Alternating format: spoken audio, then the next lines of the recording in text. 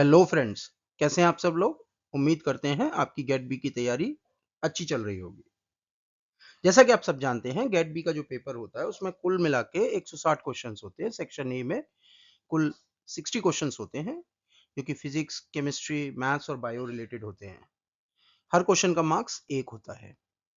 Section B जो कि domain specific होता है, दैट मीन्स उसमें या तो बेसिक बायोलॉजी आएगी, लाइफ साइंस के क्वेश्चन आएंगे, बायोटेक के क्वेश्चन आएंगे, और हर क्वेश्चन का मार्क्स जो है 3 होता है। तो आज हम इस वीडियो में इनिशियल कुल मिला के हाफ ऑफ द पेपर को डिस्कस करेंगे, जो कि गेट बी 2024 में आया था। इसीलिए इस वीडियो के अंदर हो सकता है कि आपको बहुत सारे मैथ्स के क्वेश्चन दिखाई दे। वो इसलिए होगा क्योंकि सेक्शन ए जो है उसमें मैथ्स और फिजिक्स बहुत ज्यादा पूछी जाती है। तो अकॉर्डिंगली आप प्रिपेयर कर सकते हैं। हाँ, एक और बात, जैसा किसी भी बायोटेक एंट्रेंसेस में होता है कि प्रीवियस ईयर क्वेश्चन पेपर को एक बार देखना जरूरी, एक अच्छी आदत है, एक अच्छा आपका मेथड है प्रिपरेशन का। तो इस वीडियो को भी आप इसी तरीके से देखिएगा और अपने प्रिपरेशन के लिए यूज कीजिएगा। शुरू करें। Assume that a narrow tunnel is dug between two diametrically opposite points on the Earth's surface. If a particle is released in this tunnel, it will execute a simple harmonic motion. What will be the time period of SHM of this particle? उसके हमें चार option दे रखे हैं। ये जो question है एक simple classical gravitational problem है, जिसमें कि अगर अर्थ के अंदर हम यूनिफॉर्म डेंसिटी को एज्यूम करें तो जो ग्रेविटेशनल फोर्स होगा वो वेरी करेगा linearly with the distance from the centre, और उसका एक फॉर्मूला होता है। अगर आपको इस क्वेश्चन को देखना है तो यहाँ पे हमने सॉल्यूशन भी उसका कर रखा है। तो जो फोर्स है वो इनिशियली किसके बराबर हो जाएगा, वो फोर्स इक्वल हो जाएगा इस वाले फॉर्मूले के हिसाब से, राइट। और जो कि मैच करेगा एसएचएम से, दे रखा है। और एसएचएम का फॉर्मूला क्या होता है, ये। तो इससे अगर हम ओमेगा को सॉल्व करेंगे तो ओमेगा की वैल्यू जो आती है वो आती है ये। इसको पुट ऑन करिए टाइम पीरियड के फॉर्मूले में, and then answer would be 2 pi under root R cube by GM. ये जो फॉर्मूला है ना, ये जो आंसर आया है, ये सेम वही टाइम पीरियड है जो एक सैटेलाइट भी ऑब्जर्व करता है जब वो ऑर्बिट करता है अराउंड द या above the earth surface, same. तो इस क्वेश्चन का आंसर क्या हो जाएगा, option C. If a body is performing uniform circular motion with velocity v and radius r, then identify the true statements from the following. Velocity v constant रहेगी, acceleration is always directed towards the center and its magnitude is acceleration is equal to v square by r. Angular momentum जो है constant रहेगा magnitude में, but direction change होती रहेगी, या फिर angular velocity of the body omega is equal to v by r. देखिए, इसमें से हमें सेट ऑफ सही स्टेटमेंट्स निकालने हैं। एक एक करके स्टेटमेंट्स को पढ़ना शुरू करते हैं। क्या वेलोसिटी v कांस्टेंट रहेगी, जो कि गलत है। यूनिफॉर्म सर्कुलर मोशन में स्पीड कांस्टेंट होती है, वेलोसिटी जो डायरेक्शन डिपेंडेंट होती है वो कांस्टेंट नहीं होगी, क्योंकि डायरेक्शन चेंज हो रही है। और acceleration is always directed towards the centre, और उसका फॉर्मूला दे रखा है। ये तो क्लासिकल सेंट्रीपिटल एक्सीलरेशन का फॉर्मूला है ना, तो ये तो ठीक होगा। यानी कि बी ठीक होगा, ए गलत होगा। तो अगर आप ध्यान से देखें तो आंसर तो आपका बी होना है, क्योंकि बाकी के तीन ऑप्शन में क्या दे रखा है, बाकी के तीन ऑप्शन में आपको क्या दे रखा है, ए दे रखा है। अब इन सारे स्टेटमेंट्स को हमने यहां पर सॉल्व भी कर रखा है और लिख भी रखा है उसकी करेक्ट एक्सप्लेनेशन। तो अगर आप वीडियो में फॉलो नहीं कर पा रहे तो यहां पे देख लेना। एंगुलर मोमेंटम जो है वो कांस्टेंट रहेगा मैग्नीट्यूड में, बट डायरेक्शन चेंज होगी नहीं। जो सर्कुलर मोशन में जो एंगुलर मोमेंटम होता है उसकी डायरेक्शन कांस्टेंट होती है, perpendicular to the plane, both magnitude में और डायरेक्शन में। तो डायरेक्शन चेंज नहीं होगी, तो यानी कि ये स्टेटमेंट फॉल्स है। और लास्ट वाला तो एंगुलर वेलोसिटी की डेफिनेशन ही है, तो इसका मतलब B and D is the correct statement. तो option B has to be the correct answer. A proton and deuteron moving with equal kinetic energy enter perpendicularly into a magnetic field. What will be the ratio of radii of the circular path of the proton to that of the deuteron? देखिए, कोई भी जो charge particle होता है जो enter कर रहा होता है मैग्नेटिक फील्ड में, परपेंडिकुलरली वो मूव करता है सर्कुलर पाथ में due to the Lorentz force. और उसके अंदर जो रेडियस ऑफ द पाथ है उसको हम कैसे दे सकते हैं, R is equal to M V by Q B. देखिए यहाँ पर हमने सॉल्व भी कर रखा है, तो आप देख लीजिएगा। एक चीज हम आपको क्लियर कर दें कि मोस्ट ऑफ द क्वेश्चन जो फिजिक्स और केमिस्ट्री से रिलेटेड थे उनके हमने सॉल्यूशन यहाँ पर भी दे रखे हैं। आप सुन के भी सॉल्व कर सकते हो, और अगर आपको कहीं डिफिकल्टी होती है you can follow the what is written on the slide. ठीक है। तो रेडियस क्या दे रखा है पाथ का, वो दे रखा है R is equal to M B by Q B. और दोनों पार्टिकल के अंदर काइनेटिक एनर्जी क्या है, इक्वल है। तो के का फॉर्मूला क्या हो जाएगा, हाफ एम वी स्क्वायर, जो सब जानते हैं। और उससे हम क्या निकालेंगे, वेलोसिटी। तो आपने जब वेलोसिटी निकाल ली तो वेलोसिटी की वैल्यू आ गई ये। अब देखिए वेलोसिटी आपको यहां पर पुट ऑन करनी है, तो आप उसे पुट ऑन करिए ना। तो आप उसे सॉल्व करेंगे तो आप देखेंगे कि जो रेडियस है वो डिपेंड किस पे करेगी, आपके एम पे, रूट एम पे और क्यू पे। क्योंकि जो मैग्नेटिक फील्ड है वो कांस्टेंट है, काइनेटिक एनर्जी कांस्टेंट है और टू भी कांस्टेंट। तो आपका बेसिकली जो रेडियस है वो आपका डिपेंड कर जाएगी रूट एम बाय क्यू पे। अब प्रोटॉन ड्यूट्रॉन को आप एक काम करिए, कंपेयर करिए। अगर मान लीजिए प्रोटॉन का मास जो है m है और q उस पे क्या है, पॉजिटिव चार्ज है, और ड्यूट्रॉन वो तो डबल होता है ना मास में, तो हम उसे बोल सकते हैं कि mass of the deuterium is क्या, दुगना किसका, प्रोटॉन के मास का। और q तो उस पे भी +1 ही है, याद है ना। प्रोटॉन, ड्यूटेरियम और ट्रिटियम ये आइसोटोप्स है हाइड्रोजन के, जो मास में डिफरेंट है, चार्ज में सेम है, राइट। तो अगर हम इनका रेशियो निकालें रेडियस का, तो वो किसका निकल के आएगा, 1/√2 के। That means option D. A big oil droplet of radius 10 is broken down into 1,000 equal droplets.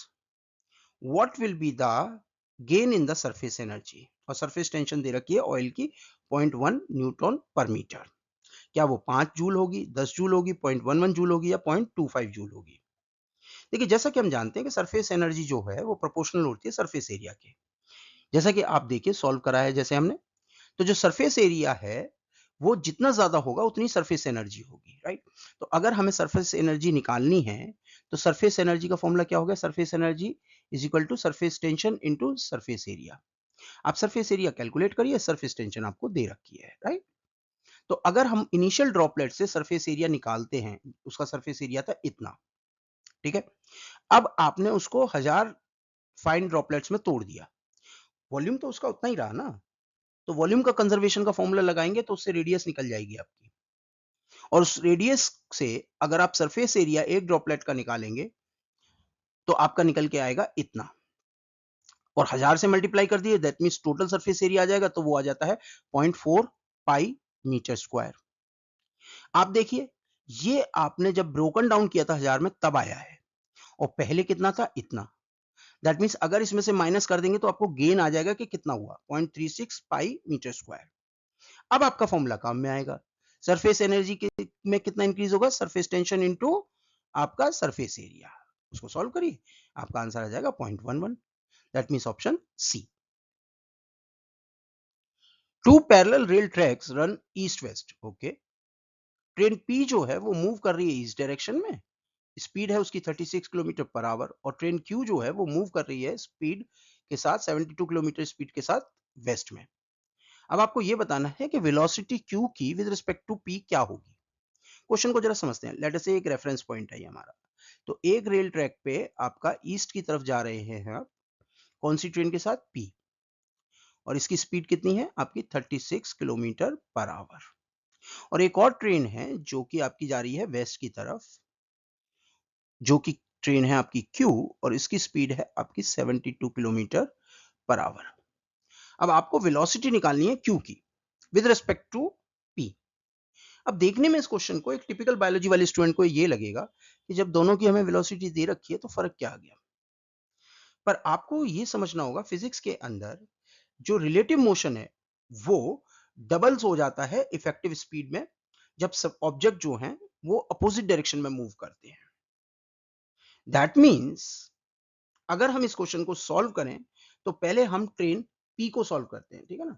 तो ट्रेन पी के केस में आपकी जो स्पीड है जो मूव कर रही है 36 किलोमीटर पर आवर से, उसको पहले मीटर बाय सेकंड में निकाल लो। ऐसी ट्रेन क्यू को सॉल्व कर लो, एक आएगा 10 और एक आएगा 20। अब आपको दोनों का रिलेटिव मोशन निकालना है, राइट। तो ये आपका 10 है पी का और ये है आपका 20। इनका रिलेटिव मोशन जब आप निकालोगे तो आप देखोगे कि अगर हमने ईस्ट को पॉजिटिव मान लें तो जो पी की है डायरेक्शन वो निकलेगी -20 एम मीटर पर सेकेंड, और रिलेटिव अगर निकालेंगे तो ये वैल्यू निकल के आएगी -30 मीटर पर सेकेंड। नेगेटिव का मतलब है उल्टा, आपने ईस्ट को पॉजिटिव माना था ना, तो नेगेटिव अगर वैल्यू आ रही है तो इसका मतलब क्या हो जाएगा, अब वेस्ट की तरफ जा रहे हो। तो यानी कि रिलेटिवली आपकी जो क्यू की स्पीड है वो 30 meter per second from east to west है। In respect to P। तो इस क्वेश्चन का आंसर क्या होगा? 30 meter from east to west, that means answer A। Identify the statement which is not true for the conservative force. Okay, the work done by the conservative force depends only on the endpoints. The work done by a conservative force in a closed path is zero. Spring force and frictional force are conservative. Yeah, the total mechanical energy of a system is conserved if forces doing work on it are conservative. देखिए, हर statement को एक बार ढंग से समझते हैं, लिख भी देंगे हम यहाँ पर, बट अभी इसको समझते हैं। देखिए, जो वर्क डन है कंजर्वेटिव फोर्स का, वो डिपेंड करता है only and points. That means ये जो स्टेटमेंट दिया है वो सही है, ये डिफाइनिंग प्रॉपर्टी होती है कंजर्वेटिव फोर्स की। दूसरे स्टेटमेंट की जहां तक बात है, तो work done by conservative force in a close path is zero, ये भी सही है, क्योंकि पाथ इंडिपेंडेंस होता है, इसका मतलब है क्लोज लूप में वर्क जो है वो कैंसिल आउट कर देगा। Spring force and frictional force are conservative, ये गलत है, क्योंकि स्प्रिंग फोर्स जो है वो कंजर्वेटिव है, but frictional force non conservative होता है। ठीक है, क्योंकि वर्क जो है वो पाथ लेंथ पे डिपेंड करता है, ना कि केवल एंड पॉइंट्स पे। तो जो फ्रिक्शनल फोर्स हो जाएगा वो कैसा हो जाएगा? नॉन कंजर्वेटिव, जबकि स्प्रिंग फोर्स जो है वो कंजर्वेटिव होगा। तो ये स्टेटमेंट हो गया गलत। जहां तक आपका लास्ट स्टेटमेंट की बात है वो भी सही है, क्योंकि इसी रीजन की वजह से आपके जो कंजर्वेटिव फोर्स हैं वो स्पेशल होते हैं। राइट, तो जैसा कि आप देख सकते हैं, यहां पर आपका ऑप्शन क्या हो जाएगा? सी, जो कि सही नहीं है कंजर्वेटिव फोर्स के लिए। राइट, तो option C is the correct answer. A boy sitting on a surface inside a satellite moving around the earth feels weightless because the earth does not attract the object in a satellite.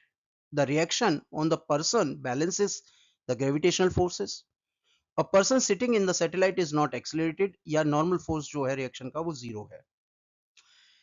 देखिए, जो weightlessness है orbit में, चाहे वो satellite हो या उसके अंदर बैठा हुआ हो कोई, वो किसके बेसिस पे होती है, उसका कॉन्सेप्ट क्या है?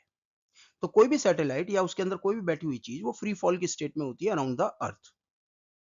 अब चूंकि जो बॉय है और सैटेलाइट है दोनों ही एक्सीलरेटेड हो रहे हैं ग्रेविटी के through at the same rate, तो दोनों ही एक साथ फॉल करेंगे।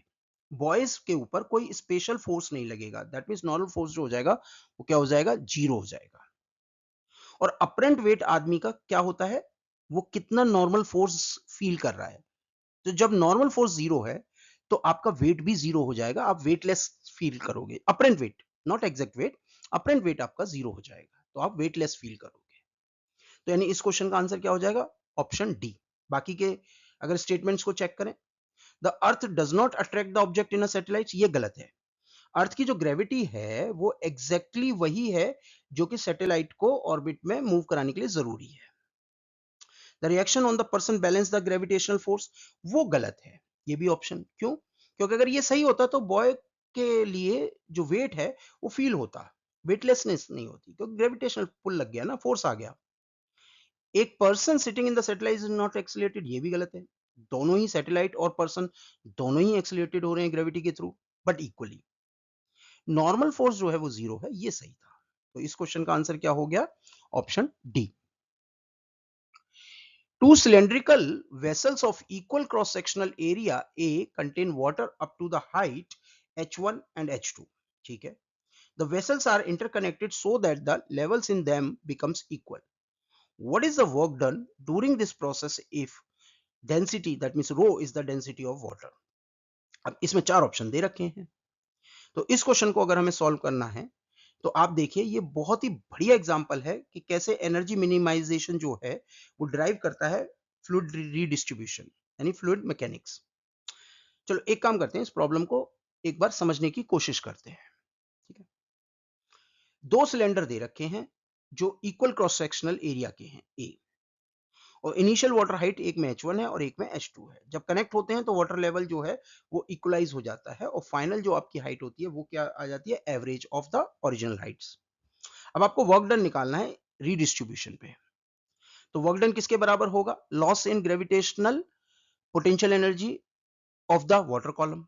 राइट, अब इनिशियल पोटेंशियल एनर्जी आप इस फॉर्मूला से निकाल सकते हैं, और जो फाइनल पोटेंशियल एनर्जी है उसके लिए ये वाला फॉर्मूला लगेगा। तो जो चेंज इन द एनर्जी होगा वो क्या होगा?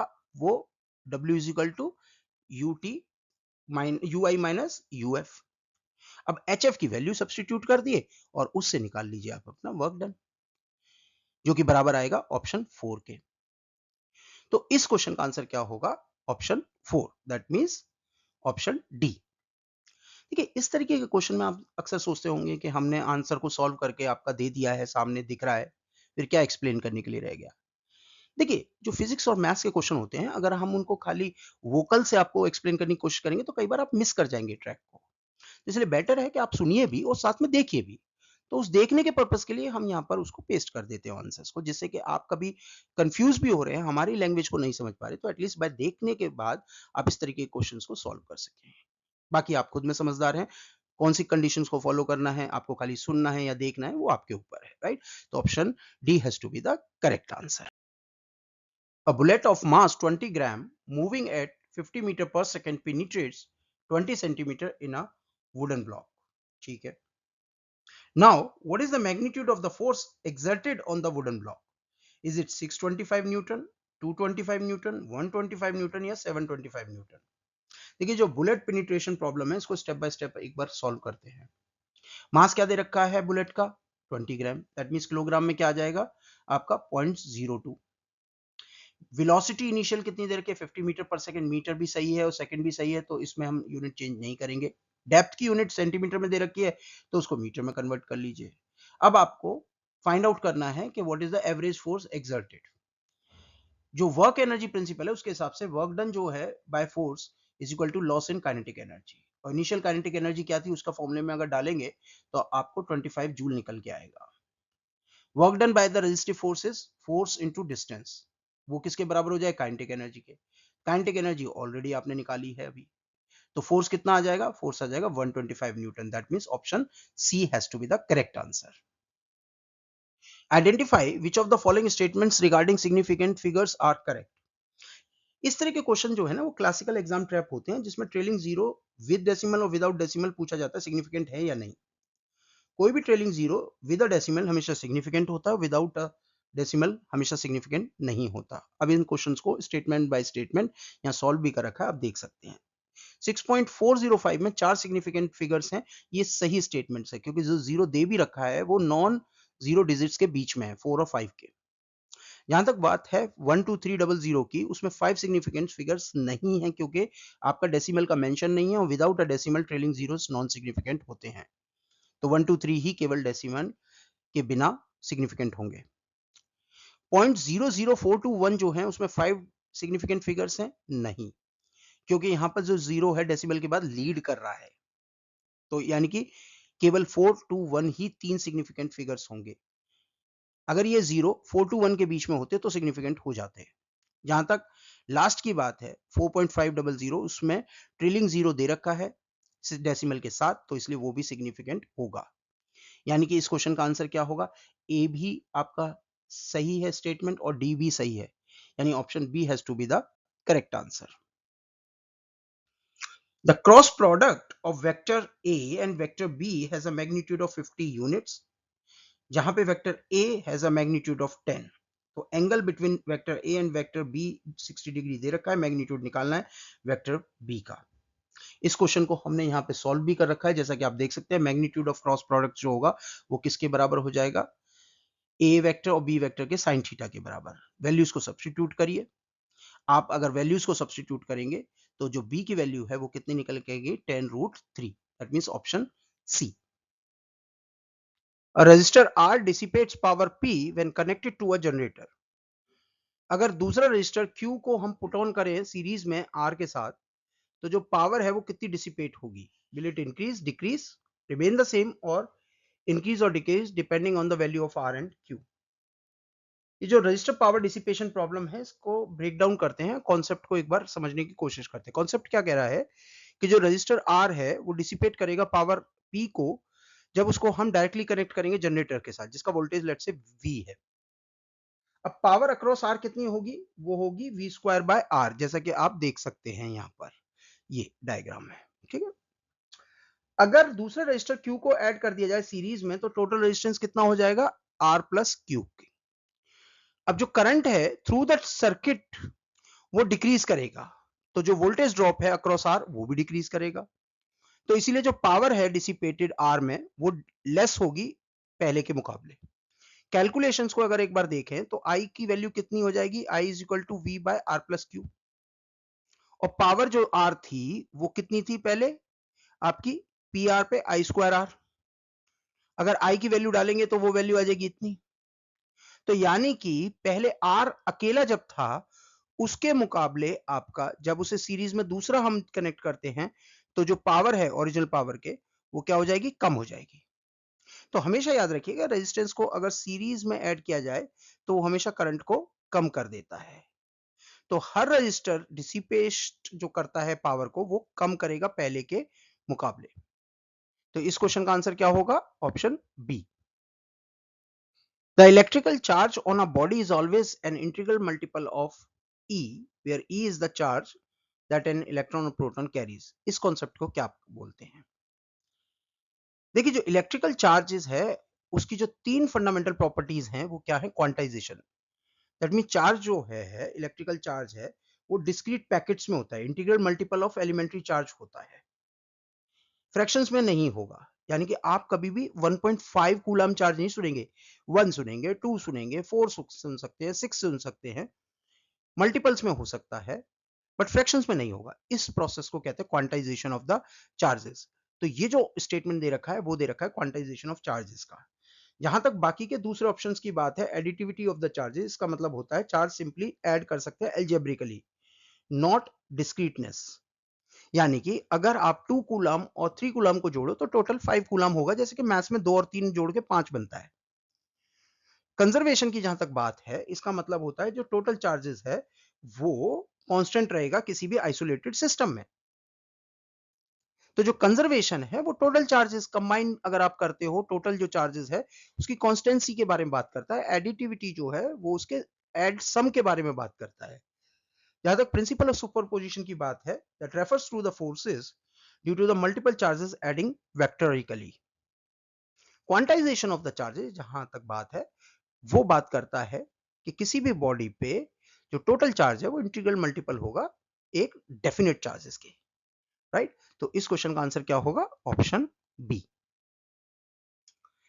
इसमें आपको match list 1 with list 2 item के साथ मैच करना है। तो जो आइसोथर्मल है, एडियाबैटिक प्रोसेसेस हैं, ठीक है, आपके आइसोकोरिक प्रोसेस है, आइसोबैरिक प्रोसेसेस हैं, उसमें आपको मैचिंग दिखानी है।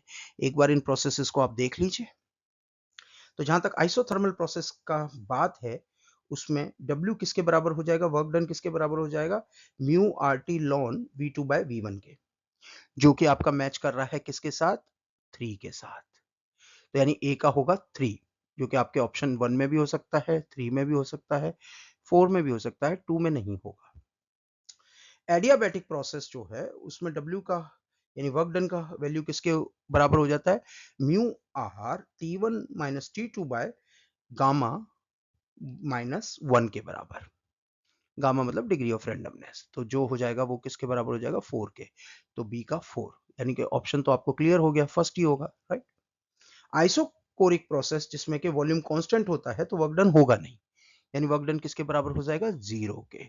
तो सी की वैल्यू क्या हो जाएगी, 1। और आइसोबैरिक प्रोसेसेस में जो लास्ट है W किसके बराबर हो जाएगा, म्यू आर ब्रैकेट में T2 minus T1, that means option B के। तो इस क्वेश्चन का आंसर क्या होगा, option A. Two parallel plate capacitor each of 15 microfarad capacity are connected in series. The space between the plates of one capacitor is filled with a dielectric material of dielectric constant K is equal to 2. The equivalent capacitance of the system कितना होगा? Will it be 45 microfarad, 30 microfarad, 10 microfarad या 15 microfarad? इस question को हमने आपके right hand side में solve किया है। देखिए दो जो कैपेसिटर है उनको हमने सीरीज में ऐड करते हैं और दोनों का जो कैपेसिटेंस है वो 15 माइक्रोफेराडे है और उसमें से एक का डाइलेक्ट्रिक कांस्टेंट कितना है, 2। तो अगर हमें इक्विवेलेंट कैपेसिटेंस निकालेंगे तो 1 का पहले निकालेंगे तो वो किसके बराबर हो जाएगा, के की वैल्यू 2 है तो वो हो जाएगा 30 माइक्रोफेराडे के, और दूसरे में आपका कितना हो जाएगा, 15 माइक्रोफेराडे। सीरीज कॉम्बिनेशन में ऐड करेंगे तो कैपेसिटर्स निकालिए तो उसकी वैल्यू कितनी आएगी, अगर आप इसे सॉल्व करते हैं तो 10 माइक्रोफेराडे। तो इसका मतलब आंसर क्या होगा? Option C. अब इस क्वेश्चन को अगर आप ध्यान से देखें तो इसके लिए जो समरी है वो क्या है कि डाइलेक्ट्रिक्स जो होते हैं वो इंक्रीज करते हैं कैपेसिटेंस को, बट अगर उनको कनेक्ट किया जाए सीरीज में तो ओवरऑल इफेक्ट जो है वो रिड्यूस भी हो सकता है। तो इस क्वेश्चन का आंसर क्या हो गया? Option C. Many enzymes catalyze both forward and reverse reactions, right? Which one of the following statements is not correct? An equilibrium is established after some time. It is possible to control the direction of the reaction by suitably removing the formed products. These reactions are both temperature and concentration dependent. या forward and reverse reactions proceed via different activation complex. देखिए जो enzyme जो forward और reverse reaction करते हैं या in fact जो भी एंजाइम्स रिएक्शंस करते हैं उनका कॉन्सेप्ट क्या होता है? वो लोअर करते हैं एक्टिवेशन एनर्जी को। अगर किसी रिएक्शन की एक्टिवेशन एनर्जी इतनी है सपोज करिए, तो एंजाइम इसकी एक्टिवेशन एनर्जी को इतना कम ले आएंगे, यानी कि इतने से में काम चला लेंगे। एक्टिवेशन एनर्जी पहले समझिए होती क्या है। ये वो एनर्जी होती है जो कि रिएक्टेंट को ट्रांजिशन स्टेट में ले जाने के लिए जरूरी है। तो अगर आप एंजाइम यूज नहीं कर रहे तो आपको बहुत ज्यादा टेम्परेचर देना पड़ेगा, हीट करना पड़ेगा इस ट्रांजिशन स्टेट को अचीव करने के लिए, जबकि एंजाइम इस ट्रांजिशन को अचीव करने के लिए बहुत कम टेम्परेचर पे ये काम कर लेते हैं। उनके अपने मैकेनिज्म होते हैं, उनके अपनी एक्टिव साइट होती है, वो सबस्ट्रेट को इमोबिलाइज करते हैं, वो सबस्ट्रेट के जो रिएक्शन सेंटर्स हैं उनको पास में लाते हैं, एक्सपोज करते हैं उनके जो सॉफ्ट पॉइंट्स हैं सबस्ट्रेट के। तो एंजाइम्स में बहुत सारे तरीके हैं अपने, जिसकी वजह से वो ट्रांजिशन स्टेट को बहुत जल्दी अचीव करवा देते हैं, स्पीड ऑफ द रिएक्शन वो एनहांस कर देते हैं। ट्रांजिशन स्टेट को बदलते नहीं है, याद रखिएगा, enzyme never change the thermodynamic properties of the reaction. वो ना तो डेल्टा एच की वैल्यू को चेंज करेंगे, ना डेल्टा जी की वैल्यू को चेंज करेंगे, डेल्टा एस की वैल्यू को चेंज नहीं करेंगे। आपका बस वो केवल स्पीड ऑफ द रिएक्शन उसको फास्ट कर देंगे, ट्रांजिशन स्टेट को भी चेंज नहीं करेंगे, ट्रांजिशन स्टेट भी वही सेम रहेगी, चाहे आप फॉरवर्ड चाहिए चाहे रिवर्स चाहिए।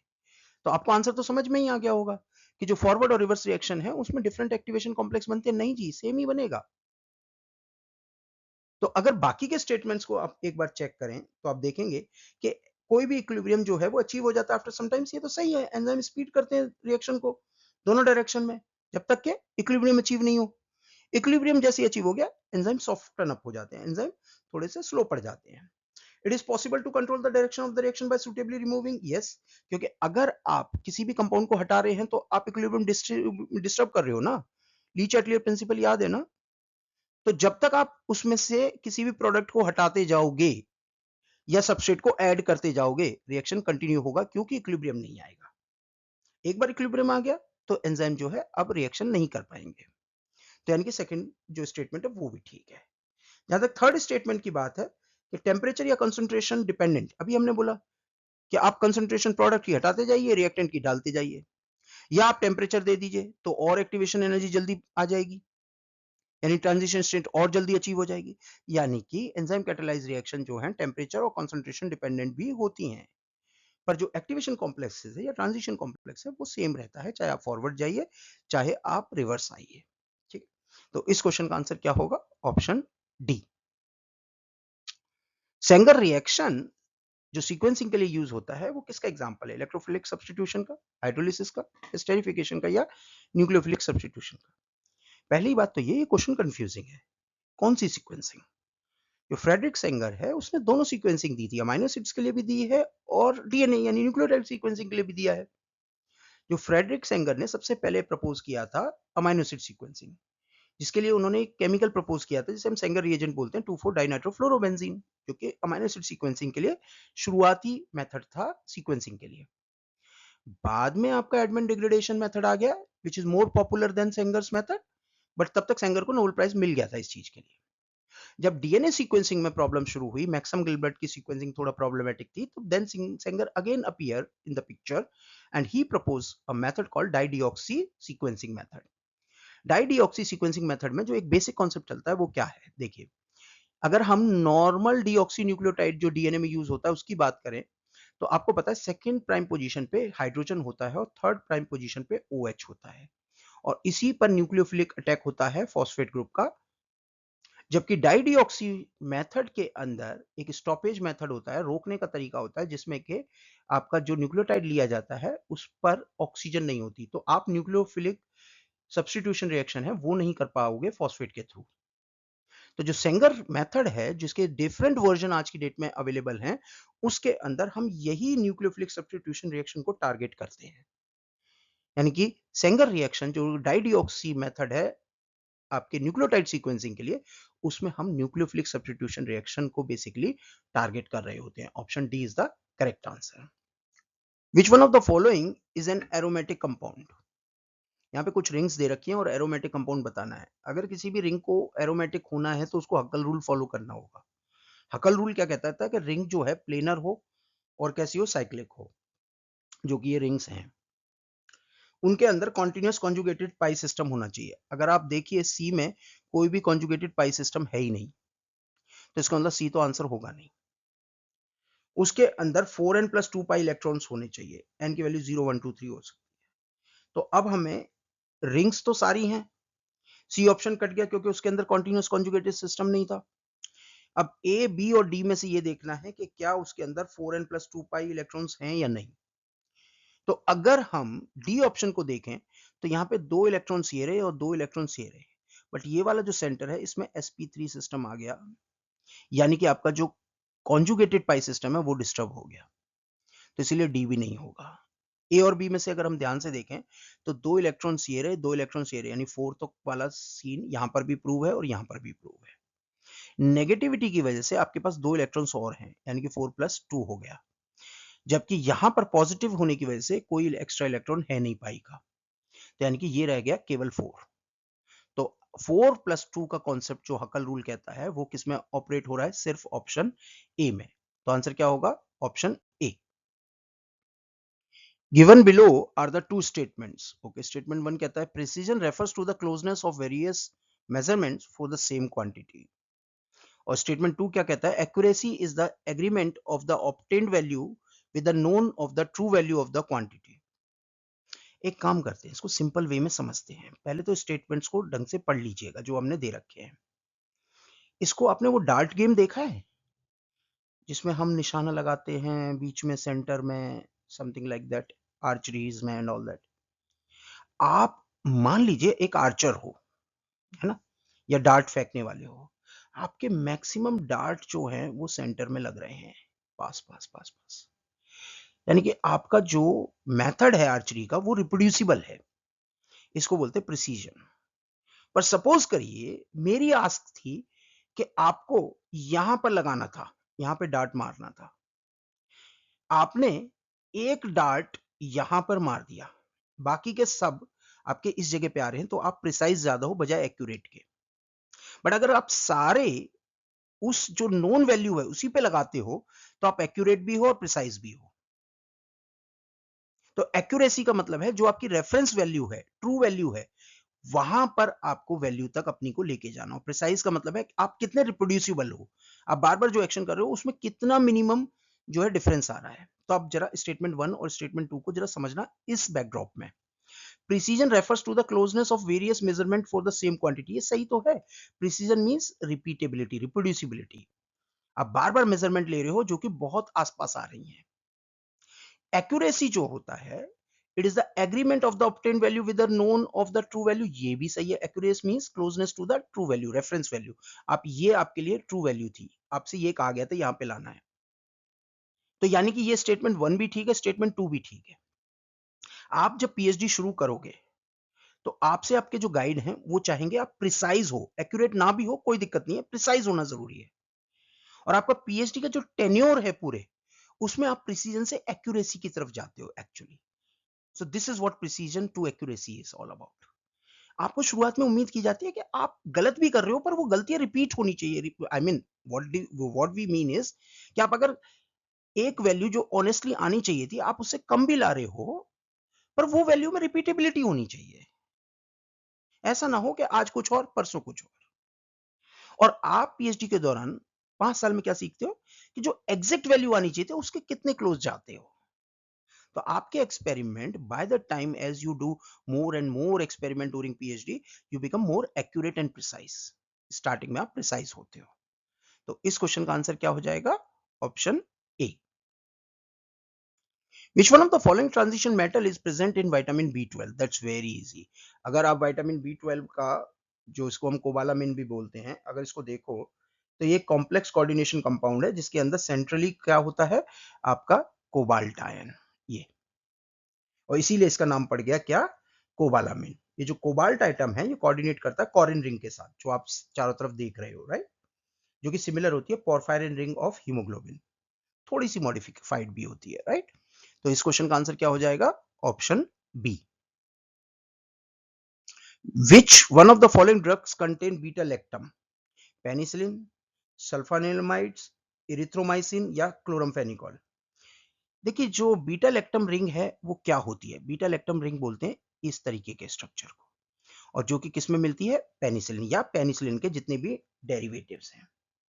तो जो पेनिसिलिन या उसकी जो जनरेशन में जो बाद में आई हैं आपके एंटीबायोटिक्स, उसके अंदर बीटा लैक्टम रिंग होती है जो कि 4 मेंबर्ड साइक्लिक अमाइड रिंग होती है, जो कि बहुत इसेंशियल है एंटीबैक्टीरियल एक्टिविटी के। ऐसे बैक्टीरिया जिनके अंदर बीटा लैक्टामेज एंजाइम्स की जीन्स होती हैं, वो इस पेनिसिलिन के अगेंस्ट रेजिस्टेंस ले लेते हैं। तो इस क्वेश्चन का आंसर क्या होगा, option A. Which law of thermodynamics states that energy of an isolated system is constant? First, second, third और zeroth? That's very easy. जो फर्स्ट लॉ ऑफ थर्मोडायनेमिक्स है वो स्टेट करता है, वो कहता है कि energy can not be created not destroyed. That's a famous statement.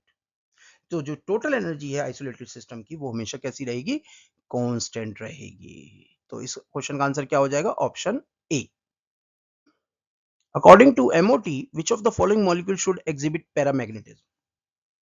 देखिए MOT के हिसाब से जो ऑक्सीजन है उसके पास 2 अनपेयर्ड इलेक्ट्रॉन होते हैं एंटीबॉडी पाई ऑर्बिटल में, जो कि इसको क्या बनाते हैं, पैरामैग्नेटिक।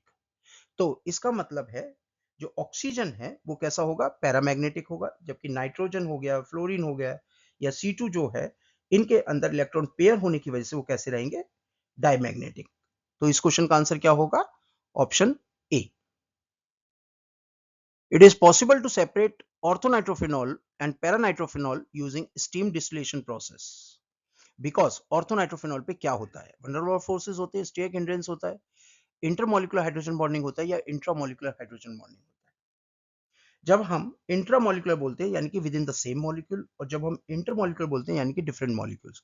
एक बार अगर हम स्ट्रक्चर्स को देखें तो क्या होगा, अगर आप ऑर्थोनाइट्रोफिनॉल बनाते हैं सपोज करिए, तो आपका ये हो गया O और H, और यहां पर क्या हो गया, यहां पर हो गया आपका N double bond O and O, ये हो गया ना। अब इसका मतलब ये है कि आपका एक ही मॉलिक्यूल में ऑर्थोनाइट्रोफिनॉल में क्या होगा, आपका इंट्रामोलिकुलर हाइड्रोजन बॉन्डिंग हो जाएगा, यानी एक ही मॉलिक्यूल के बीच में हाइड्रोजन बॉन्डिंग हो सकता है। जबकि अगर आप पैरानाइट्रोफिनॉल देखेंगे तो आपका OH की पोजीशन कहां पर है, OH की पोजीशन अगर सपोज करिए यहां पर है, और NO की पोजीशन कहां पर है, NO की पोजीशन यहां पर है, तो आप कैसे करेंगे हाइड्रोजन बॉन्डिंग इस केस में, वो तो हाइड्रोजन और ऑक्सीजन तो बहुत दूर दूर हो गए ना। पर हाँ, आपका क्या कर सकते हो, आप एक और दूसरा मॉलिक्यूल ले लीजिए और उसमें अगर हाइड्रोजन बॉन्डिंग अगर आप करवाते हैं तो वो पॉसिबल है। ये देखिए, यानी कि पैरानाइट्रोफिनॉल के केसेस में इंटरमॉलिक्यूलर हाइड्रोजन बॉन्डिंग हो सकती है, बिटवीन मॉलिक्यूल्स हो सकती है, जबकि ऑर्थोनाइट्रोफिनॉल के केसेस में सेम मॉलिक्यूल में हाइड्रोजन बॉन्डिंग होती है। ये कॉन्सेप्ट क्लियर हो गया। अब आगे चलते हैं। क्योंकि ऑर्थोनाइट्रोफिनॉल में इंट्रामॉलिक्यूलर हाइड्रोजन बॉन्डिंग है, तो इसका मतलब है वो लेस एसोसिएटेड होगा, ज्यादा वोलेटाइल होगा, इसीलिए आराम से स्टीम डिस्टिल कर सकते हैं। जबकि पैरानाइट्रोफिनॉल जिसमें के बिटवीन मॉलिक्यूल्स हाइड्रोजन बॉन्डिंग होती है, इसका मतलब क्या होगा, उसका बॉइलिंग पॉइंट हाई होगा और लेस वोलेटाइल होगा। और सेपरेशन स्टीम डिस्टिलेशन में किसके बेसिस पे होता है, बेस्ड ऑन उनकी वोलेटिलिटी के बेसिस पे। तो यानी कि आप ऑर्थोनाइट्रोफिनॉल को आराम से डिस्टिल कर सकते हो, जबकि पैरानाइट्रोफिनॉल के लिए आपको ज्यादा टेम्परेचर देना पड़ेगा डिस्टिलेशन के लिए। तो based on intramolecular hydrogen bonding जो ऑर्थोनाइट्रोफिनॉल में मिलती है, आपका इस क्वेश्चन का आंसर हो जाएगा। इंटरमोलिकुलर हाइड्रोजन बॉन्डिंग आपका अगर होता पैरानाइट्रोफिनॉल तो वो उसमें होता आंसर, राइट। तो इस क्वेश्चन का आंसर क्या हो गया, option D, that intermolecular hydrogen bonding makes orthonitrophenol a better volatile compound during steam distillation. Natural rubber is a polymer of, while synthetic rubber जो कि नियोप्रीन है, it is formed by the polymerization of. एक काम करते हैं, इसको हम diagram से समझते हैं. जो नेचुरल रबर है, it is a polymer of isoprene. Isoprene को अगर उसका आईयूपीएसी नेम करना हो तो क्या होगा, 1 2 3 और ये हो गया 4, लॉन्गेस्ट चेन हो गई. और उसमें से सेकंड पे क्या है आपका, मिथाइल. तो 2 मिथाइल 1 3 ब्यूटाडाइन. ये जो 1 और 3 पोजीशन है, ये डबल बॉन्ड की पोजीशन बता रहे हैं. तो 2 मिथाइल 1 3 ब्यूटाडाइन जो क्या बनाता है, नेचुरल रबर. तो आंसर तो हो गया आपका सी. अब आपका नियोप्रीन जो है उसको बनाने के लिए आपका क्या केमिकल यूज होता है, 2 क्लोरो 1 3 ब्यूटाडाइन, जो कि ऑप्शन सी में है. तो इस क्वेश्चन का आंसर क्या हो जाएगा, option C. Arrange the following in decreasing order of their acidic strength. ठीक है, यहां पे कुछ ऑर्गेनिक एसिड्स दे रखे हैं. ऑर्गेनिक एसिड्स का मतलब होता है कि जिसमें COOH ग्रुप हो. ठीक है, तो उनको आपको बताना है कि इनकी एसिडिक स्ट्रेंथ डिक्रीज करके.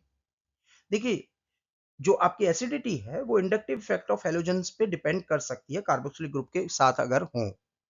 अब फर्स्ट वाले में इलेक्ट्रॉन विड्रॉइंग ग्रुप है ही नहीं, कोई भी हैलोजन भी नहीं है, तो वो क्या होगा, वो वीकेस्ट एसिड हो गया. ये आपका वीकेस्ट एसिड हो गया, क्योंकि इसमें कोई भी ऐसा ग्रुप नहीं है जो कि इलेक्ट्रॉन को विड्रॉ कर सके, रेदर देन इलेक्ट्रॉन डोनेटिंग है.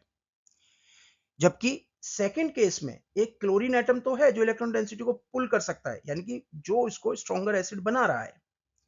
ये वाला जो क्लोरीन है, ये इसको क्या बना रहा है, ये बेसिकली CH2 पे जो अटैच्ड है, ये इससे आपका प्रोटॉन को जो लूज करने की जो क्षमता है वो बढ़ा रहा है. तो ये एसिडिटी थोड़ी सी इसकी ज्यादा होगी ए के मुकाबले. ये तो सबसे लास्ट में आएगा. अब आ जाइए सेकंड पे. यहां पर आपके 2 क्लोरीन है, तो यानी कि इसकी एसिडिटी क्या होगी, इसकी एसिडिटी और ज्यादा हो जाएगी. फिर आपके पास 3 क्लोरीन है, यानी कि इसकी एसिडिटी से भी ज्यादा हो जाएगी. और फ्लोरीन तो मोस्ट इलेक्ट्रोनेगेटिव है, वो भी 3 3, तो इसकी एसिडिटी सबसे ज्यादा हो जाएगी. राइट. तो स्ट्रॉन्गेस्ट एसिड कौन होगा, आपका ई, सबसे ज्यादा. उसके बाद डी, उसके बाद सी, उसके बाद बी, उसके बाद ए. दैट मींस ऑप्शन बी, जैसा कि आप यहां पे देख भी सकते हैं. तो इस क्वेश्चन का आंसर क्या हो गया आपका, option B. Which one of the following modification is not a natural N-terminal modification of the proteins? Acetylation, benzylation, myristoylation या सुमोइलेशन. देखिए, जो एसिटाइलेशन और मेरिस्टोलेशन है, ये common natural N terminal modification है. एसिटाइलेशन के दौरान एक एसिटाइल ग्रुप लगा दिया जाता है एन टर्मिनल अमीनो एसिड्स पे, जबकि मेरिस्टोलेशन के अंदर एक मेरिस्टोइल ग्रुप यानी कि आपका C14 जो फैटी एसिड है उसको लगा दिया जाता है एन टर्मिनल ग्लाइसिन पे, जो कि मेम्ब्रेन एंकरिंग में यूज होता है. जहां तक सुमोइलेशन की बात है, सुमोइलेशन एक पोस्ट ट्रांसलेशन मॉडिफिकेशन तो है जो कि अकर होता है लाइसिन पे, but not at the N terminal. But ये भी एक नेचुरल प्रोसेस तो है, एन टर्मिनल पे नहीं है पर नेचुरल प्रोसेस है.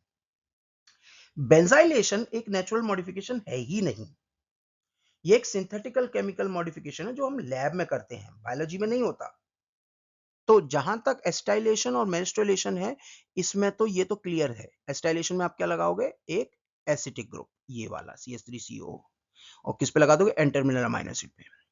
मेरिस्टोलेशन में C14 फैटी एसिड लगा दोगे, किस पे, ग्लाइसिन पे, ये जो कि एन टर्मिनल पे होगी. बेंज आपका जो सुमोइलेशन है, इसमें भी आप सुमाइल ग्रुप लगा दोगे, ये भी एक पोस्ट ट्रांसलेशन मॉडिफिकेशन है. ठीक है जी. बेंजाइलेशन एक पोस्ट ट्रांसलेशन मॉडिफिकेशन है ही नहीं. तो इस क्वेश्चन का आंसर क्या हो जाएगा, ऑप्शन बी. बाकी के जो एन टर्मिनल मॉडिफिकेशन आप इसको यहाँ पे डायग्राम में देख भी सकते हैं कौन सी चीज कहां होती है. राइट.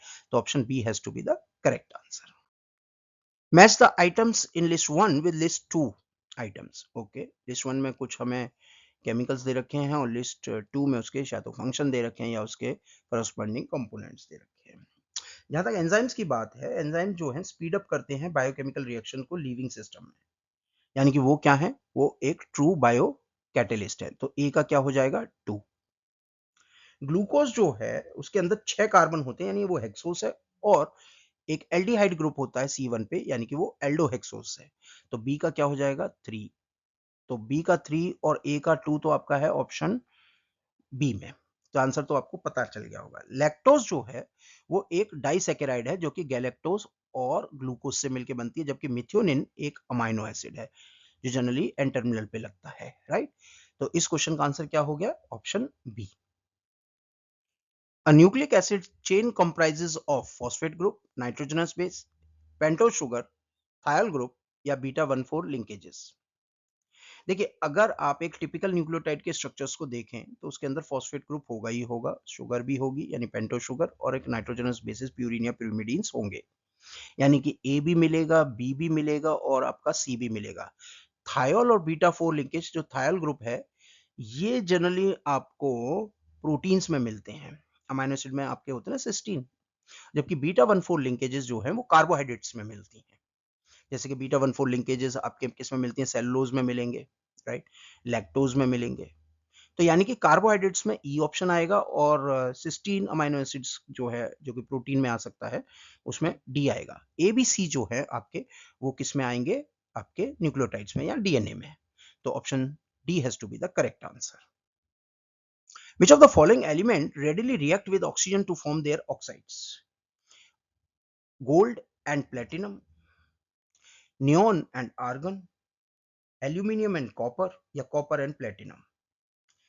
देखिए, जो एल्यूमिनियम है it reacts readily with oxygen और क्या बनाता है? एल्यूमिनियम ऑक्साइड Al2O3, जो कि एक प्रोटेक्टिव ऑक्साइड लेयर है जो प्रिवेंट करती है फर्दर करोजन को। जो कॉपर है वो भी ऑक्सीडाइज होता है जो कि CO या CO2O बनाता है जैसे भी कंडीशंस हो। गोल्ड और प्लेटिनम जो हैं वो आप कह सकते हैं कि एक तरह के ऐसे मेटल्स हैं जो रेजिस्ट करते हैं ऑक्सीडेशन को, जबकि जो नियॉन है और आर्गन है वो इनर्ट गैसेस हैं, वो तो बिल्कुल ही रिएक्ट नहीं करेंगे, राइट। तो यानी कि इस क्वेश्चन में देखा जाए तो एल्यूमिनियम और कॉपर जो हैं वो दोनों ऐसे एलिमेंट्स हैं जो कि ऑक्सीजन से रिएक्ट करके अपने ऑक्साइड्स बना सकते हैं, जबकि प्लेटिनम और गोल्ड के जो कॉन्सेप्ट हैं वो नहीं बनाएंगे, राइट। ऑप्शन 4 में आपका कॉपर प्लेटिनम दे रखा है, प्लेटिनम बनाएगा नहीं तो इसलिए वो ऑप्शन भी गलत हो जाएगा, ठीक है। और नियॉन और आर्गन तो नोबल गैसेस हैं, उनका तो कोई मतलब ही नहीं बनता, वो तो कुछ भी नहीं बना सकते, राइट। तो इस क्वेश्चन का आंसर क्या होगा? Option C. Which one of the following is caused by point mutation? Point mutation वो कंडीशन है जिसमें एक न्यूक्लियोटाइड का चेंज किया जाए, और कई बार ये देखा गया है कि एक सिंगल न्यूक्लियोटाइड का चेंज डिजीज भी कॉज कर सकता है। तो वही इस क्वेश्चन का जो है हमसे पूछा जा रहा है कि क्या पॉइंट म्यूटेशन की वजह से टर्नर सिंड्रोम होता है, डाउन सिंड्रोम होता है या सिकल सेल एनीमिया होता है और क्लाइनफेल्टर सिंड्रोम होता है। टर्नर सिंड्रोम आपको पता है कि कब होता है? जब आपका X0 यानी कि एक क्रोमोसोम का लॉस होता है, जबकि अगर एक क्रोमोसोम की ट्राइसोमी हो जाए तो वो क्लाइनफेल्टर है। डाउन सिंड्रोम में ट्राइसोमी होती है 21 की, तो आंसर तो सिकल सेल एनीमिया होगा। सिकल सेल एनीमिया के दौरान हम क्या करते हैं? There is a point mutation in the beta globin gene on chromosome 11। Specifically अगर आप ध्यान से देखें तो एक GAG की जगह हम यहां पर क्या लगा देते हैं? GTG, यानी एडेनिन का चेंज कर दिया किससे? थाइमीन से। यानी एडेनिन जो कि एक प्यूरिन है उसको चेंज कर दिया हमने किससे? pyrimidine से। अब ये जो GAG था ये बनाता था glutamic acid which is a negatively charge amino acid, और कंट्रीब्यूट करता है क्या? पोलैरिटी को, यानी कि हाइड्रोफिलिसिटी को। जबकि वेलाइन जो है वो एक हाइड्रोफोबिक अमाइनो एसिड है, तो यानी कि जो करेक्टर है हीमोग्लोबिन का वो काफी हद तक चेंज हो जाता है, और इसकी वजह से ये जो सिंगल बेस चेंज है ये हीमोग्लोबिन का स्ट्रक्चर को चेंज कर देता है, जो कि पॉलीमराइज होता है अंडर लो ऑक्सीजन कंडीशन और डिस्टॉर्ट कर देता है आरबीसी की शेप को सिकल सेल में। तो इस क्वेश्चन का आंसर क्या होगा? Option C. Which is not the function of placenta? Supply oxygen and nutrient to the embryo। ये तो है एक्चुअली जो प्लेसेंटा है वो आपका जो डेवलपिंग फीटस है या बेबी है उसको ऑक्सीजन और न्यूट्रिएंट तो प्रोवाइड करेगा ही, और बेबी के पास अपने एक्सक्रीटरी ऑर्गन जो है बाहर एक्सक्रीट करने के लिए तो है नहीं, तो वो जो एक्सक्रीट्रा है या एक्सक्रीटरी वेस्ट प्रोडक्ट है जो एम्ब्रियो प्रोड्यूस कर रहा है वो भी तो यही प्लेसेंटा से ही बाहर आएंगे। जहां तक प्रोडक्शन ऑफ HCG यानी कि ह्यूमन कोरियोनिक गोनाडोट्रोपिन और ह्यूमन प्लेसेंटल लैक्टोजन की बात है, वो भी लेटर स्टेज में ये प्रोड्यूस करता है प्लेसेंटा। 3 महीने के बाद आपका ये आने लग जाता है प्लेसेंटा के थ्रू, राइट। शुरुआत में तो आपका जो है दूसरी चीजें हैं जो कि HCG वगैरह प्रोड्यूस करते हैं, बट बाद में तो प्लेसेंटा ही कर लेता है ना, टेक ओवर कर लेता है। हाँ, जहां तक बात है सारी एंटीबॉडीज का, नहीं। आईजीजी अकेली ऐसी एंटीबॉडी है जो क्रॉस कर सकती है प्लेसेंटा, याद रखिएगा, ये भी एक क्वेश्चन बनता है एमएससी में।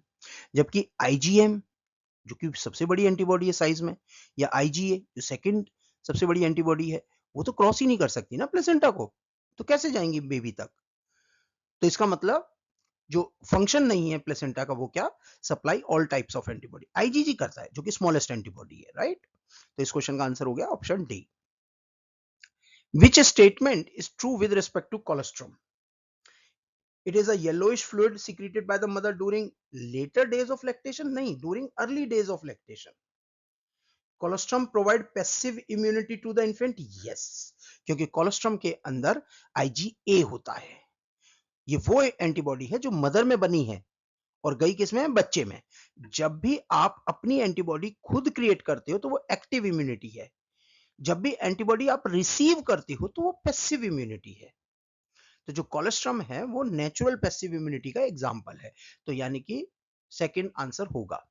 Colostrum is rich in carbohydrate and has no antibody, नहीं, अभी जैसे डिस्कस किया कि इसके अंदर आईजीए होता है। और कोलेस्ट्रम प्रोवाइड एक्टिव इम्यूनिटी, बिल्कुल भी नहीं, पैसिव इम्यूनिटी। तो इस क्वेश्चन का आंसर क्या हो गया, option B.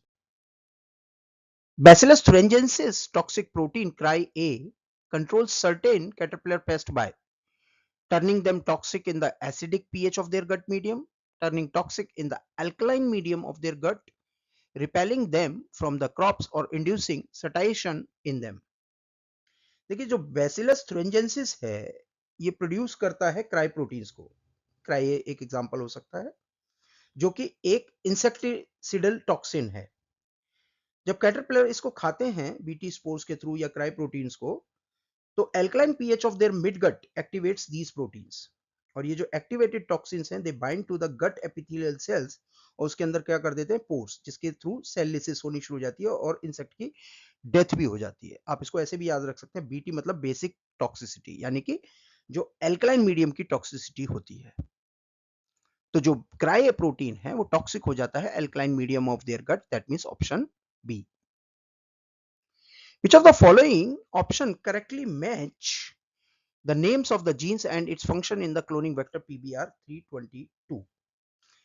CLE1, which acts as a selectable marker to identify non-transformants. EMP-R, जो कि ampicillin resistance है, codes for the plasmid amplifying genes.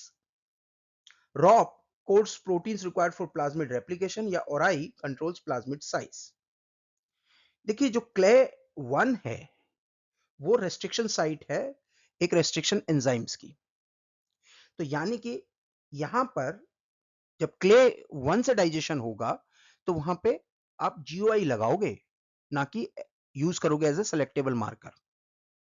तो फर्स्ट तो वैसे ही क्लीन हो गया, नहीं होगा आंसर। एम्पार, जैसे कि हमने अभी डिस्कस किया, एम्पार जो है एम्पिसिलिन रेजिस्टेंस के लिए है, ना कि प्लाज्मिड एम्पलीफाइंग एंजाइम्स के लिए। ओराई जो है वो कंट्रोल करता है प्लाज्मिड साइज को, उल्टा। जो प्लाज्मिड का साइज है वो टाइप्स ऑफ ओराई को कंट्रोल करता है।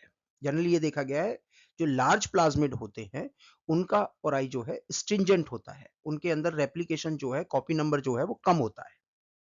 जबकि जो स्मॉलर आपके जो प्लाज्मिड्स होते हैं जैसे पक सीरीज के हो गए, तो उनके अंदर ओराई जो है वो कंपैरेटिवली रिलैक्स रहता है और उनका कॉपी नंबर ज्यादा होता है। तो ओराई कंट्रोल नहीं करता, प्लाज्मिड साइज कंट्रोल करता है ओराई को। जहां तक बात है आपके रॉप की, ये वो जगह है जो रेप्लिकेशन के लिए जरूरी होगा, यानी कि रॉप जीन जो है it codes for the protein for plasmid replication. तो आप इन सारे ऑप्शंस को एक बार स्टेबल में भी समझ सकते हैं जो अभी हमने डिस्कस किया है। तो इस क्वेश्चन का आंसर क्या होगा, सही क्या है आपका option C. Which one of the following statements about AIDS caused by the HIV is correct? The time lag between the HIV infection and AIDS manifestation varies from 2 to 3 weeks. After entering the body, HIV enters B lymphocytes. The AIDS affected individuals are more susceptible to tuberculosis, या HIV infection depletes only the CD8 lymphocytes in the body. आप ये questions को देख के कुछ अंदाजा लगा पा रहे हैं? ये क्वेश्चन या पुराने क्वेश्चन जो हम डिस्कस कर रहे हैं, जनरली ये क्वेश्चन कहाँ से पूछा गया है? ये आपकी 12th बायोलॉजी में ह्यूमन हेल्थ एंड डिजीज है, वहां पर ये टॉपिक है। इनफैक्ट एमएससी एंट्रेंसेस में you can not forget the importance of 11th and 12th biology books, NCERT. Generally जब हम एमएससी की तैयारी कर रहे होते हैं तो ये एक माइंडसेट है कि बीएससी में जो पढ़ा है उसी की तैयारी करनी है। नहीं, you cannot afford to forget the importance of 11th and 12th. So please, our suggestion is at least once you go through with the 11th and 12th biology books, you will be able to get a lot of answers as far as MSc entrances are concerned. And this is not only for MSc Biotech, सारे MSc entrances में आपको at least एक बार 11th and 12th की bio book पढ़नी चाहिए। हो सके तो केमिस्ट्री और फिजिक्स की भी पढ़ लीजिए, आपके कई क्वेश्चन लग जाएंगे अगर बायोटेक की बात करें तो। इस क्वेश्चन पे आते हैं, तो एड्स के अंदर क्या होता है? एड्स के अंदर जो है एचआईवी, वो इन्फेक्ट करता है CD4 टी हेल्पर सेल्स को, जो टी लिम्फोसाइट्स का एक टाइप होता है। बी लिम्फोसाइट्स को ये अटैक नहीं करता। एक बार टोटलिटी में इस कॉन्सेप्ट को समझते हैं। हमारे immune system stems on the basic concept of self versus non self. हमारे इम्यून सिस्टम के पास एक पावर है ये डिस्टिंग्विश करने के लिए कि जो अटैक करने वाला पैथोजन है वो सेल्फ है या नॉन सेल्फ है। क्या कोई ऐसी चीज पे तो अटैक नहीं हो रहा जिस जो कि हमारे अपने अंदर ही मिलती हो? So whenever the our immune system is confused about self versus non self, क्या उसे अटैक करना है या नहीं अटैक करना, they seek help of T helper cell, and that's where the name is T helper lymphocytes. ये जो T lymphocyte का टाइप है ये हेल्प करता है बॉडी को ये बताने के लिए कि आपको अटैक करना है या नहीं करना, क्योंकि उनके पास पावर होती है डिस्टिंग्विश करने के लिए self versus non self. HIV इसी हेल्पर सेल को खराब करता है। तो यानी कि आपकी बॉडी में इम्यून सिस्टम सही भी होने के बावजूद आपकी बॉडी कंफ्यूज ही रहेगी whether you need to attack और नॉट, क्योंकि टी हेल्पर सेल उनको कोई हेल्प नहीं कर सकती। And that's where the opportunistic infections जो होते हैं, सिंपल फ्लू, ट्यूबरक्लोसिस, ये सब भी आपको अफेक्ट करना शुरू कर देते हैं। तो ये तो था बेसिक बैकग्राउंड ऑफ एचआईवी। तो जो एचआईवी इन्फेक्टेड लोग होते हैं उनमें इम्यून सप्रेशन हो जाता है, जो बॉडी जो है वल्नरेबल हो जाती है opportunistic infection like tuberculosis, pneumonia, candidiasis. ठीक है, तो यानी कि इस क्वेश्चन का आंसर तो क्या होगा? Option C. ठीक है, जहां तक टाइम लैग की बात है एचआईवी इन्फेक्शन और एड्स मैनिफेस्टेशन की, तो वो सेवरल ईयर्स होते हैं, 2 से 3 हफ्ते नहीं होते, बहुत टाइम लगता है एड्स के सिम्टम्स रियली में दिखने के लिए। ठीक है, तो आप शुरुआत में अगर एड्स का पता चल जाए तो आप ठीक भी हो सकते हैं। There is a drug called AZT, तो if you consume it you can be fine, right? But हाँ, अगर ये बहुत ज्यादा टाइम हो जाए एड्स को, एचआईवी को इन्फेक्शन को स्प्रेड करने के लिए अगर टाइम मिल जाए, तो देन इट बिकम्स ये इसका नॉन ट्रीटेबल डिजीज, राइट? तो इस क्वेश्चन का आंसर क्या होगा? Option C. The two heavy chains of a human antibody are linked each other by, that's very easy. एक एंटीबॉडी मॉलिक्यूल जो कि 2 हैवी चेन और 2 लाइट चेन से बनता है, वो जुड़ा होता है किसके थ्रू? आपके डाइसल्फाइड लिंकेजेस की। और ये जो डाइसल्फाइड लिंकेज है यही इस वाई शेप्ड स्ट्रक्चर को स्टेबलाइज करते हैं। डाइसल्फाइड लिंकेजेस का मतलब है presence of cysteine amino acid. तो इन सारी चेन में cysteine amino acid residue at a selectable places होते हैं जो कि डाइसल्फाइड लिंकेजेस बनाने में हेल्प करते हैं। तो इस क्वेश्चन का आंसर क्या होगा? Option D. Aldosterone regulates the water and electrolyte balance in human body by stimulating the water and sodium reabsorption, while potassium and phosphate excretion, stimulating the sodium and potassium reabsorption, while water and phosphate excretion, stimulating the water reabsorption, while sodium excretion, stimulating the sodium and phosphate reabsorption, while potassium excretion. देखिए, जो aldosterone है, it is being secreted by the zona glomerulus part of the adrenal cortex, जो कि basically act करता है distal tubule and collecting duct पे, किसके? Nephron के। और एल्डोस्टेरोन प्रमोट करता है sodium reabsorption. Sodium is very crucial for the body. याद रखिए, हर तरीके से नेफ्रॉन कोशिश करते हैं कि सोडियम को रीअब्जॉर्ब कर लिया जाए और पोटेशियम को निकाला जाए। तो ये तो बेसिक कॉन्सेप्ट है कि सोडियम तो रीअब्जॉर्ब होगा। ठीक है, दूसरा सेकंड मोस्ट इंपॉर्टेंट जो चीज है हमारी किडनी के लिए वो है वाटर। तो अगर आप सोडियम को रीअब्जॉर्ब कर रहे हो तो बेसिकली आप वाटर को भी रीअब्जॉर्ब कर रहे हो, और इसके थ्रू आप मेंटेन करते हो blood volume, blood pressure and electrolyte balance. तो aldo saves sodium and water, जबकि it kicks out the potassium. तो इसका हेल्प होता है किसके लिए? वाटर एंड इलेक्ट्रोलाइट बैलेंस के लिए। तो वाटर एंड सोडियम रीअब्जॉर्प्शन होगा, जबकि पोटेशियम एंड फॉस्फेट एक्सक्रीशन होगा। Option A is the correct answer. At G2M checkpoint, the cell cycle will arrest if the cell has not achieved an adequate size, the spindle fiber formation has not occurred, the DNA replication or repair of the DNA damage has not been completed, या फिर the attachment of spindle fibers to the kinetochore of the centromere is not adequate। देखिए जो G2M check points हैं, in fact cell cycle में बहुत सारे check points हैं, जैसा कि आप देख सकते हैं। इसमें से जो G2M चेक पॉइंट्स है, इसका मतलब है सेल प्रोसीड नहीं करेगी M में unless until DNA replication complete नहीं हुआ है। डीएनए रेप्लिकेशन और डीएनए में अगर कोई डैमेज है, उसको रिपेयर नहीं किया गया है, तो आप आगे नहीं बढ़ सकते। तो G2M चेक पॉइंट जो है वो इंश्योर करता है कि डीएनए रेप्लिकेशन या repair of the DNA damage has not been completed.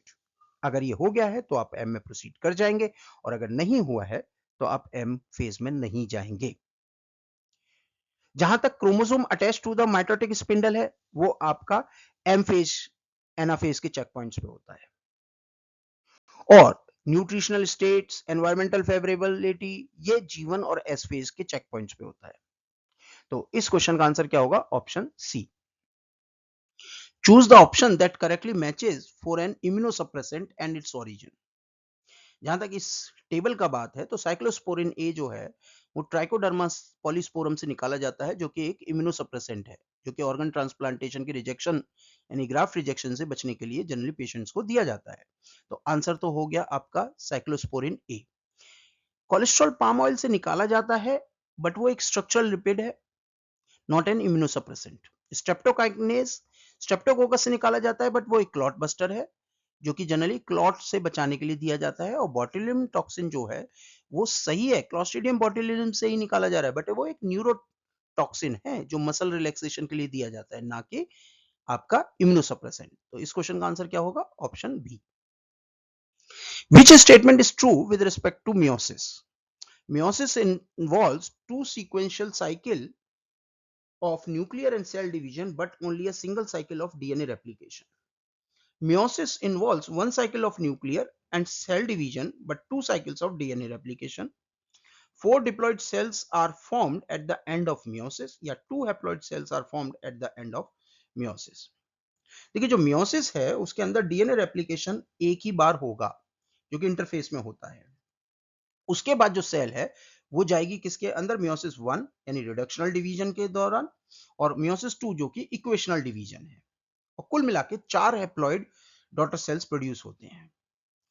अब इसका मतलब आपका स्टेटमेंट ए जो है वो तो ठीक है कि मियोसिस जो है दो साइकिल से बना हुआ है, मियोसिस 1 और मियोसिस 2 से, और जिसके अंदर आपके एक ही बार डीएनए रेप्लिकेट होगा। जहां तक ऑप्शन 2 की बात है, एक साइकिल न्यूक्लियर, एक साइकिल सेल डिवीजन, बट दो साइकिल ऑफ डीएनए रेप्लिकेशन, कतई नहीं। 4 डिप्लॉइड नहीं, 4 हैप्लॉइड। 2 हैप्लॉइड नहीं, 4 हैप्लॉइड। तो इस क्वेश्चन का आंसर क्या होगा? Option A. The principal driving force behind the movement of water in plants is known as ionic potential, membrane potential, soil temperature या water potential। देखिए जो water potential है that is the main driving force behind the water movement in the plants, और ये determine करता है direction of the water flow always from higher potential to the lower potential। lower कहां पर होता है? ऊपर लीव्स के साइड पे, और हायर कहां पर होता है? रूट्स के साइड पे। तो कहां से मूवमेंट होगी वाटर की? From roots to the top. और इसका जो कंपोनेंट्स हैं वो किस किस से मिलके बने हुए हैं? सॉल्यूट पोटेंशियल्स, ठीक है, और प्रेशर पोटेंशियल्स। जो सॉल्यूट पोटेंशियल है it becomes more negative with the solute concentration, और जो प्रेशर पोटेंशियल है it becomes more positive in the turgid cells. और ये जो ग्रेडियंट है ये एनेबल करता है transpiration, pull, osmosis and root pressure को टू वर्क एफिशिएंटली। इसके लिए आप एक निमोनिक याद कर सकते हो कि water moves from where potential is low. तो यानी कि वाटर उस जगह जाएगा जहां पे वाटर पोटेंशियल कम होगा। वाटर हमेशा कहां जाएगा? जहां पे वाटर कम होगा पोटेंशियल वाइज। ठीक है, तो इस क्वेश्चन का आंसर क्या हो गया? ऑप्शन 4 यानी कि D. Which one of the following categories of methods cannot be used for animal virus detection? Serology, nucleic acid hybridisation, या फिर हेमेटोलॉजी या हीम एग्लूटिनेशन। देखिए, जो method generally animal virus detection के लिए यूज होते हैं वो सीरोलॉजी है, जो कि एंटीबॉडीज या antigen against the virus detect करते हैं। अगर आपको किसी वायरस ने इन्फेक्ट किया है तो आपकी बॉडी में डेफिनेटली एंटीबॉडीज या एंटीजन होंगे और उसको सीरोलॉजी से डिटेक्ट किया जा सकता है। अगर कोई वायरस गया है तो उसका जेनेटिक मटेरियल आपकी बॉडी में मिल सकता है, तो आप न्यूक्लिक एसिड हाइब्रिडाइजेशन से भी उस टेक्निक को कर सकते हो, जैसे सदर्न ब्लॉट ले लो या नॉर्दर्न ब्लॉट ले लो। हीम एग्लूटिनेशन जो है वो कुछ वायरसेस को डिटेक्ट कर सकता है, वो वायरसेस जो कि हमारी आरबीसी को एग्लूटिनेट कर सकते हैं। जहां तक हिमेटोलॉजी है, वो बेसिकली स्टडी करता है ब्लड कंपोनेंट्स को, आरबीसी को, डब्ल्यूबीसी को, कितना हीमोग्लोबिन है, वो सबको। बट ये वायरस डिटेक्शन का मेथड नहीं है, एटलीस्ट डायरेक्ट मेथड तो नहीं है। तो इस क्वेश्चन का आंसर क्या होगा? Option C. Respiratory pathway is considered as dash pathway, catabolic, anabolic, amphibolic या फर्मेंटिव। देखिए, जो रेस्पिरेटरी पाथवे है that involves breakdown of organic molecules, catabolism, जो कि एनर्जी रिलीज करते हैं। बट इस दौरान कुछ intermediates of respiration like acetyl CoA, alpha ketoglutarate, oxaloacetate, ये सर्व करते हैं as a precursor for biosynthesis also. तो यानी कि रेस्पिरेशन के दौरान कुछ चीज जो है टूटती भी हैं और कुछ चीज बनती भी हैं, कैटाबॉलिज्म भी होता है और एनाबॉलिज्म भी होता है, और ऐसे प्रोसेस को हम एम्फीबॉलिक पाथवे बोलते हैं। आप अगेन 11th की बायोलॉजी में आप जो चैप्टर अगर पढ़ेंगे कौन सा वाला, रेस्पिरेशन इन प्लांट्स, वहां पर ये आपको टॉपिक मिलेगा लास्ट के पेजेस पे। तो आप अगेन आप एनसीईआरटी प्लीज एक बार पढ़ के जाइएगा। Option C is the correct answer. Match list 1 जिसमें कि डिजीजेस दे रखी है, उनको लिस्ट 2 आइटम से दे रखा है, जो कि उसके किस रीजन है, जो रूट कॉजेज हैं उसके बारे में हमें मैच करना है। जहां तक डायबिटीज इंसिपिडस की बात है, वो होता है due to the deficiency of vasopressin, यानी कि एंटी डायूरेटिक हार्मोन, जो हमारी पोस्टीरियर पिट्यूटरी से आता है, और उसकी वजह से एक्सेसिव यूरिनेशन होता है और बेसिकली डिहाइड्रेशन होता है। यानी डायबिटीज इंसिपिडस जो है वाटर लॉस और डिहाइड्रेशन, यानी कि ए का क्या हो गया? 2, और ए का 2 आपके थर्ड या फोर्थ आंसर में है। अब जहां तक एक्सोप्थेल्मिक गॉइटर है, ये एक तरह का ऑटो इम्यून हाइपरथायरॉयडिज्म है, जिसमें कि हमारी जो आई बॉल्स हैं वो क्या हो जाती हैं? फूल जाती हैं, बाहर की तरफ निकलना शुरू कर देती हैं। तो जो एक्सोप्थेल्मिक गॉइटर है वो ग्रेव डिजीज है, यानी कि बी का हो गया थर्ड। अगर बी का थर्ड है तो यानी कि आंसर तो आपका फोर्थ होना है। आंसर सी नहीं, D, D has to be the correct answer, right.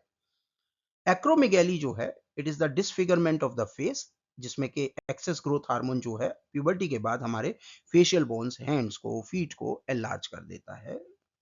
और हाइपरग्लाइसीमिया जो बेसिकली किस रीजन से होता है? Because of the dysregulation of glucagon. जो एक्सेस ग्लूकागन है या इंसुलिन की डेफिशिएंसी से हमारी जो बॉडी है उसके अंदर या ब्लड है उसके अंदर ग्लूकोज की जो मात्रा है या ग्लूकोज का जो लेवल है वो हाई रहता है, और उसी कंडीशन को हम हाइपरग्लाइसीमिया बोलते हैं। ग्लूकागन या तो हाई हो और इंसुलिन कम हो। इंसुलिन ज्यादा जरूरी होता है ग्लूकोज को हमारे लीवर में ग्लाइकोजन बनाने के लिए, और ग्लूकागन का काम क्या है कि ग्लूकागन अगर कम है तो जो ग्लाइकोजन है वो लीवर में ही रहेगा, ब्लड में नहीं आएगा। और हाई ग्लूकागन का मतलब हो गया कि ग्लाइकोजन टूट टूट के हमारे ब्लड में आ जाएगा। तो हाई ग्लूकागन और लो इंसुलिन की वजह से हमारी बॉडी में, हमारे ब्लड में हाइपरग्लाइसीमिया कंडीशन हो सकती है, यानी डी का 1। तो इस क्वेश्चन का आंसर क्या होगा? Option D. An equilateral triangle of side 6 centimeter has its corner cut off to form a regular hexagon. Okay, इस तरीके का हमारा कुछ कॉन्सेप्ट है, फिगर है। अब वो बोल रहा है कि area of the regular hexagon कितना होगा। तो इस क्वेश्चन का जो सॉल्यूशन है हमने यहां पर दे रखा है। अब अगर आप काटते हो किसको? इक्विलेटरल ट्राइंगल्स के कॉर्नर्स को, और एक रेगुलर हेक्सागन बनाते हो, तो उसके अंदर कुछ तो एरिया आ जाएगा और कुछ एरिया जो है एडजस्ट करना पड़ेगा। अब हर साइड जो है हेक्सागन की वो कितने सेंटीमीटर की हो जाएगी? 2 सेंटीमीटर की, क्योंकि आपने जो ट्राइंगुलर साइड है उसको क्या करा है? 3 इक्वल पार्ट्स में डिवाइड कर दिया है। तो एरिया किसके बराबर हो जाएगा? 3√3/2 के, जैसा कि आप देख सकते हैं। और अगर आप इसमें से ए की वैल्यू को सब्सटीट्यूट करो जो कि 2 सेंटीमीटर है, तो आपका जो फाइनल एरिया है वो कितना निकल के आ जाएगा? वो निकल के आ जाएगा 6√3। तो इस क्वेश्चन का आंसर क्या होगा? Option C. A train passes a standing man in 6 seconds, और 210 मीटर लंबे प्लेटफॉर्म को पास करती है 16 सेकंड्स में। तो लेंथ और स्पीड ऑफ द ट्रेन क्या होगी?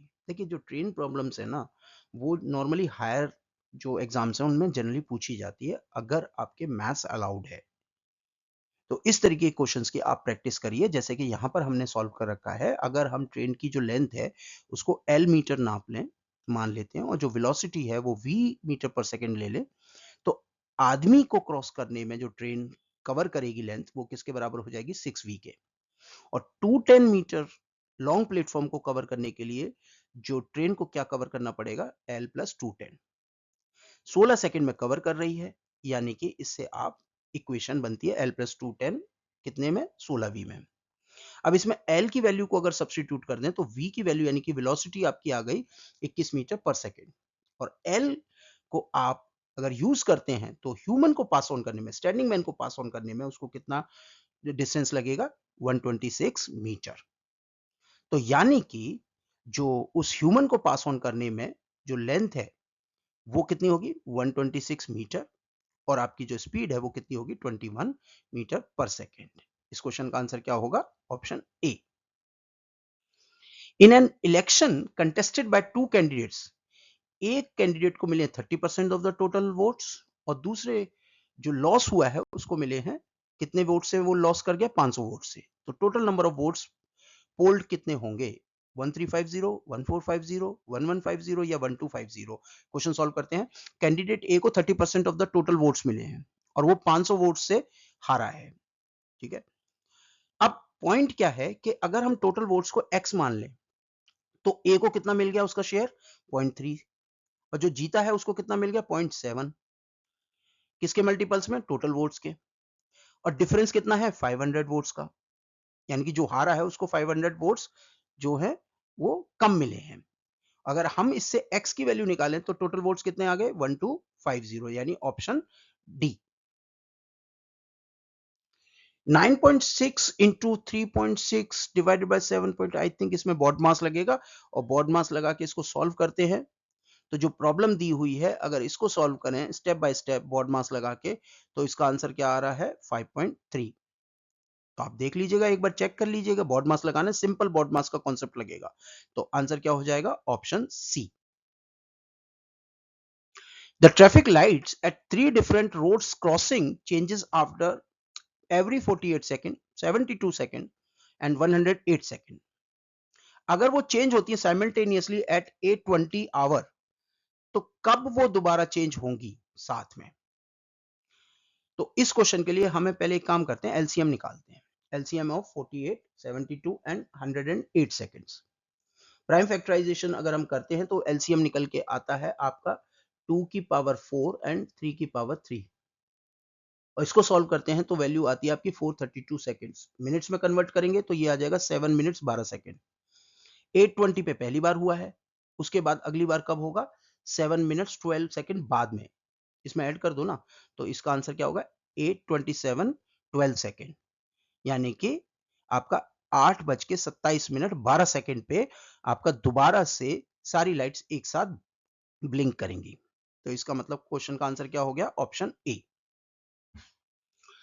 The sum of four consecutive even number is 107 more than the sum of three consecutive odd numbers. अगर sum smallest odd numbers का and smallest even numbers का 55 है तो smallest even number क्या है? इस क्वेश्चन के लिए आप एक काम करिए, पहले 4 कॉन्सिक्यूटिव इवन नंबर नाप लीजिए। तो अगर x आपका इवन नंबर है तो आपका x प्लस 2, एक एक का गैप करना है ना, मतलब 2 है तो 2 के बाद अगला इवन क्या आएगा? 4 आएगा ना। तो 2 से 4 के बीच में कितना का फर्क है? 2 का। तो यानी कि आपका x, x plus 2, x plus 4, x plus 6 and so on so fourth. और इनका जो सम करते हैं, अगर हम सम करें तो कितना निकल के आएगा? 4x प्लस 2, यानी 4x रिपीट हो गए और आपका टोटल x प्लस 12। अब अगर हम ऑड नंबर्स ले लें तो उसमें भी वही होगा। ऑड नंबर्स को अगर हम y मान लें तो y प्लस 2, यानी 1, 1 के बाद 3, 3 के बाद 5, ठीक है। तो अगर इसको सॉल्व करेंगे तो ये आ जाएगा 3y प्लस 6, और दोनों का सम कितना आ रहा है? दोनों को अगर हम रखें, ठीक है, तो उसमें हमने देखा कि जो सम है 4 कॉन्सिक्यूटिव इवन नंबर का, वो आपका 107 टाइम्स मोर है। यानी कि अगर हमें ऑड नंबर में 107 ऐड कर देते हैं तो वो किसके बराबर हो जाएगा? इवन नंबर के। अब इससे हमें एक इक्वेशन निकल के आती है, इक्वेशन 1। साथ में हमें यह भी बताया गया है कि जो स्मॉलेस्ट ऑड नंबर और smallest even number, smallest odd number हमने क्या माना था x, स्मॉलेस्ट इवन नंबर हमने क्या माना है y, दोनों का सम जो है वो 55 है। यानी एक इक्वेशन हमें निकल के आई ये। इससे आप सॉल्व करिए, y की वैल्यू रखिए, तो आपको आंसर क्या आ जाएगा, स्मॉलेस्ट इवन नंबर आपका 38। तो इस क्वेश्चन का आंसर क्या होगा, ऑप्शन डी।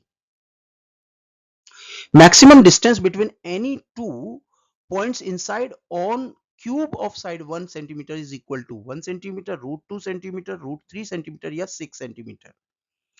देखिए जो maximum distance between any two points inside और ऑन द क्यूब, वो क्या होगा, उनका स्पेस बिटवीन डायगोनल। इसको ऐसे समझते हैं, देखो ये मान लीजिए आपका क्यूब है, ठीक है, ये आपका क्यूब है। अब उनके बीच में जो मैक्सिमम डिस्टेंस क्या हो सकता है, वो इस तरीके का डिस्टेंस हो सकता है, डायगोनल, ठीक है। और डायगोनल निकालने के लिए जो फॉर्मूला है वो होगा ये। इसमें आप वैल्यू डाल दीजिए, डी की वैल्यू अगर 1 है, दे रखा है ना डी की वैल्यू साइड की, तो 1 है, तो आपका आंसर क्या आ जाएगा, आंसर आ जाएगा √3। तो √3 सेंटीमीटर, यानी option C has to be the correct answer. Number of natural numbers that can be formed using digit 1, 2, 3, 4, 5, 6, 7 each exactly once, so that the digit 3, 4, 5 are always in the middle is equal to 24, 144, 5040 या 720। देखिए ये question जो है combinations का आ गया। We have to सी कि जो 7 digits दे रखे हैं उसमें से 3, 4 एंड 5 वो हमेशा कहाँ रहे, मिडिल में रहे। तो अगर इनको मिडिल में रखना है तो नंबर ऑफ वेज किसके बराबर हो जाएंगे, 3 कॉम्बिनेशंस के 6 के। और इसके साथ अगर हमें 1, 2, 6, 7 को बाकी के रिमेनिंग प्लेस में रखने हैं तो और कॉम्बिनेशंस क्या बनेंगे, 4 जो कॉम्बिनेशंस के। इनको सॉल्व करिए तो आपका जो आंसर आएगा वो कितना आ जाएगा, 144। यानी 144 जो कॉम्बिनेशंस हो सकते हैं जिसमें जो रिक्वायर्ड कंडीशन है वो मैच कर जाए। तो इस क्वेश्चन का आंसर क्या हो गया, option B. The acute angle between hour and minute hands of a wall clock when the time shown by it is at 2:15 is equal to। इस क्वेश्चन को समझने से पहले आपको क्लॉक को समझना होगा। देखिए जो क्लॉक है उसमें कितने आवर्स हैं, 12, और एक आवर में 60 मिनट्स। ये दोनों कॉन्सेप्ट को समझिए। जब एक बार ये कंप्लीट राउंड ले लेती है तो कितने डिग्री एंगल बनाती है, 360। यानी कि अगर आपके पास 12 घंटे हैं तो हर घंटे के बीच में एंगल कितना बनेगा, 30 डिग्री का। एक तो याद रखिएगा ये। और हर घंटे में 60 मिनट्स हैं तो हर मिनट की जो है आपका एंगल कितना बनाएगा, वो बनाएगा 6 डिग्री का। तो ये कॉन्सेप्ट को अगर रखते हैं बैकड्रॉप में तो चलो इस क्वेश्चन को सॉल्व करेंगे। अब मिनट्स हैंड 2:15 पे कितने पे होंगे, 15 इंटू 6 यानी 90 डिग्री पे। जबकि जो आवर एंड का एंगल है 2 घंटे में कितना करेगा, ट्रेवल 60 डिग्री का। यहां तक तो क्लियर है। नाउ अब एक और चीज समझिए, 2:15 पे 2:15 पे आवर एंड थोड़ा सा और ट्रेवल करेगा ना, 2 पे ही तो रहेगी नहीं सुई, थोड़ा सा आगे बढ़ेगी, कितना बढ़ेगी। तो अगर हमें उसको सॉल्व करना है तो अब एक और चीज समझते हैं फिर से, कि हम एक घंटे में कितने डिग्री कवर कर रहे थे, 30, और एक घंटे में कितने होते हैं आपके, कितने कितने मिनट होते हैं, 60। तो अगर 30 को हम 60 से डिवाइड करें तो हर मिनट में हम 0.5 डिग्री और कवर कर रहे हैं। यानी जब 2 बजे थे तब तो एंगल था 60 डिग्री, और जब 2:15 हैं तो आवर एंड कितना और ट्रेवल कर लेगा, तो वो हो जाएगा 15 इंटू 0.5, 7.5। यानी कि टोटल एंगल जो आवर एंड का है वो कितना हो गया आपका, 67.5। तो ये था आवर एंगल, ये था minute angle.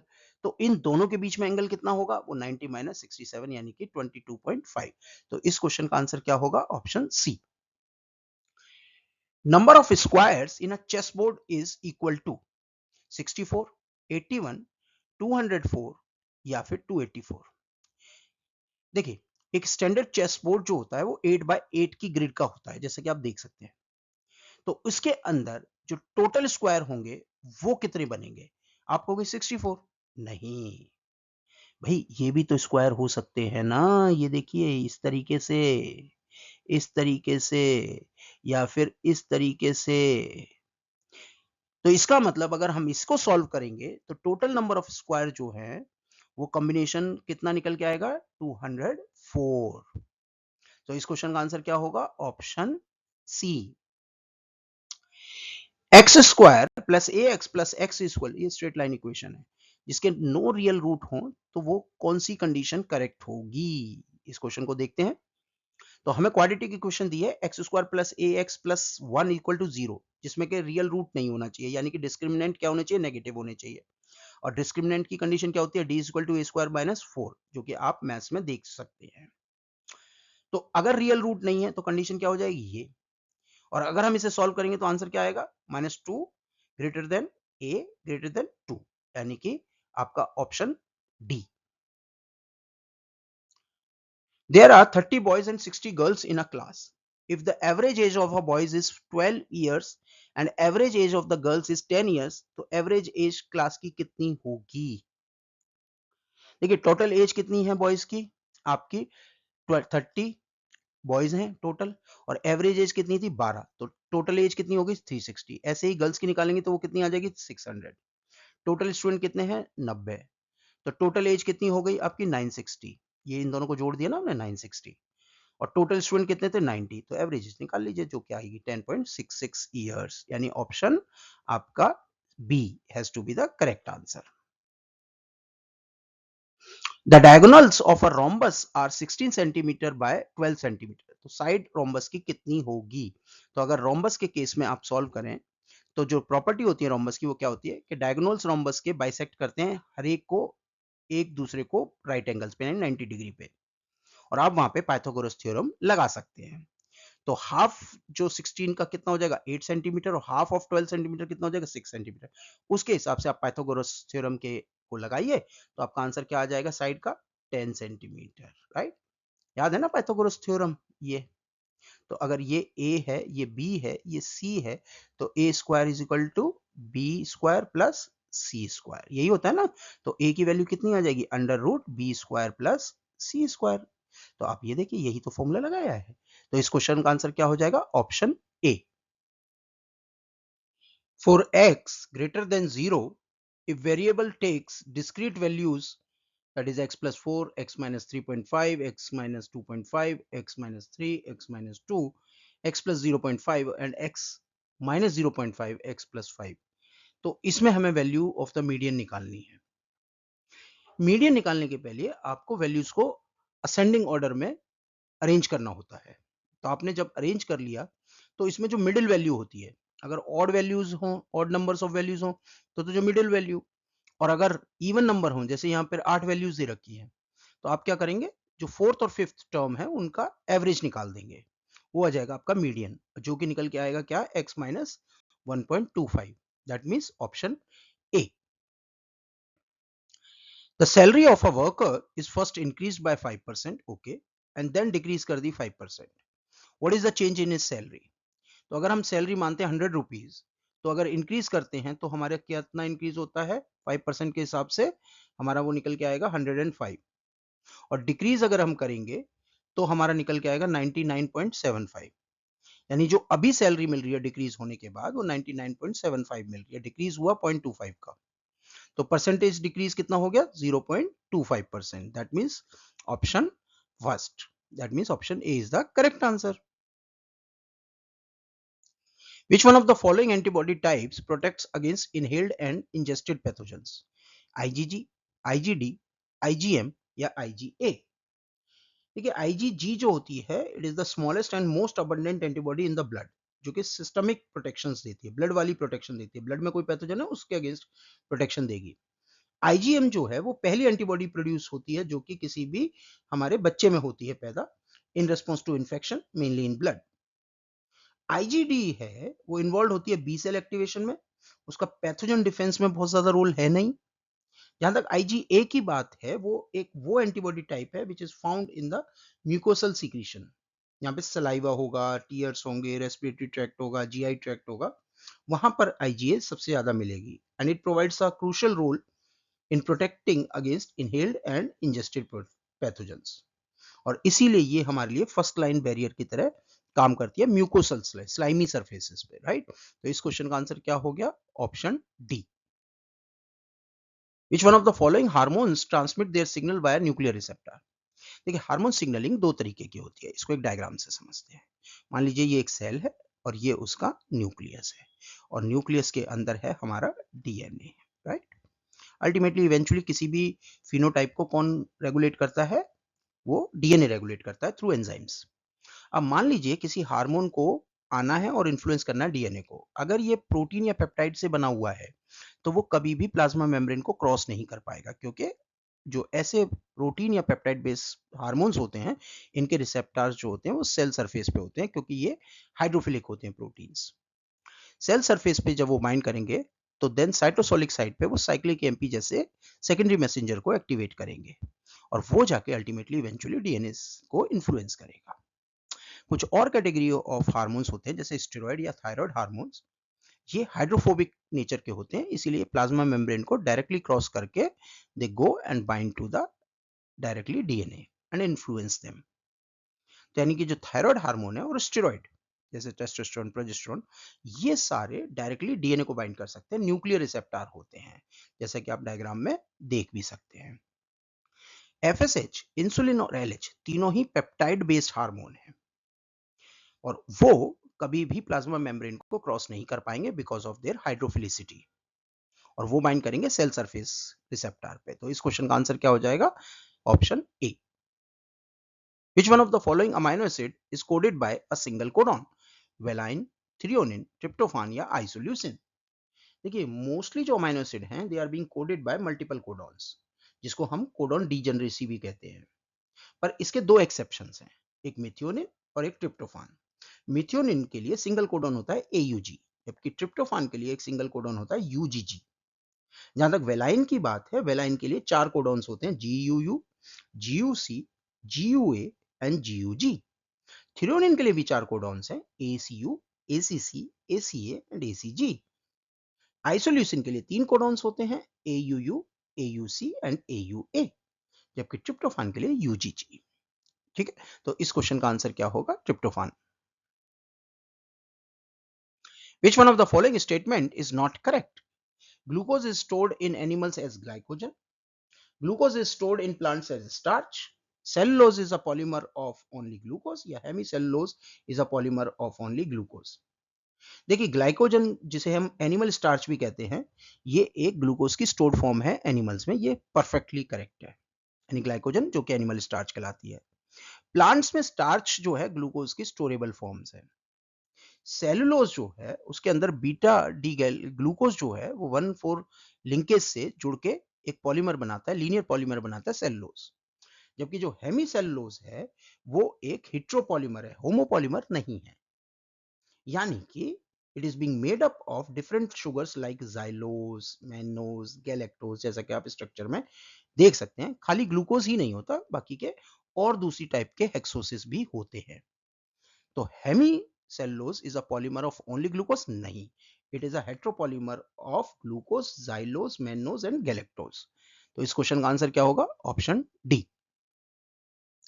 Match list 1 item with list 2 items. Okay, तो माइटोकॉन्ड्रिया के बारे में, सभी को पता है कि वो क्या करता है, वो power house of the cell कहलाता है, यानी कि एनर्जी प्रोडक्शन। जबकि nucleolus it is a site of ribosomal RNA synthesis, क्योंकि यहाँ पे आरएनए पॉल 1 होता है। गोल्जी बॉडी जो है या गोल्जी कॉम्प्लेक्स जो है वो प्रोटीन प्रोसेसिंग एंड ट्रांसपोर्ट का काम करता है, जबकि rough endoplasmic reticulum is involve in protein synthesis. Smooth endoplasmic reticulum is responsible for lipid synthesis.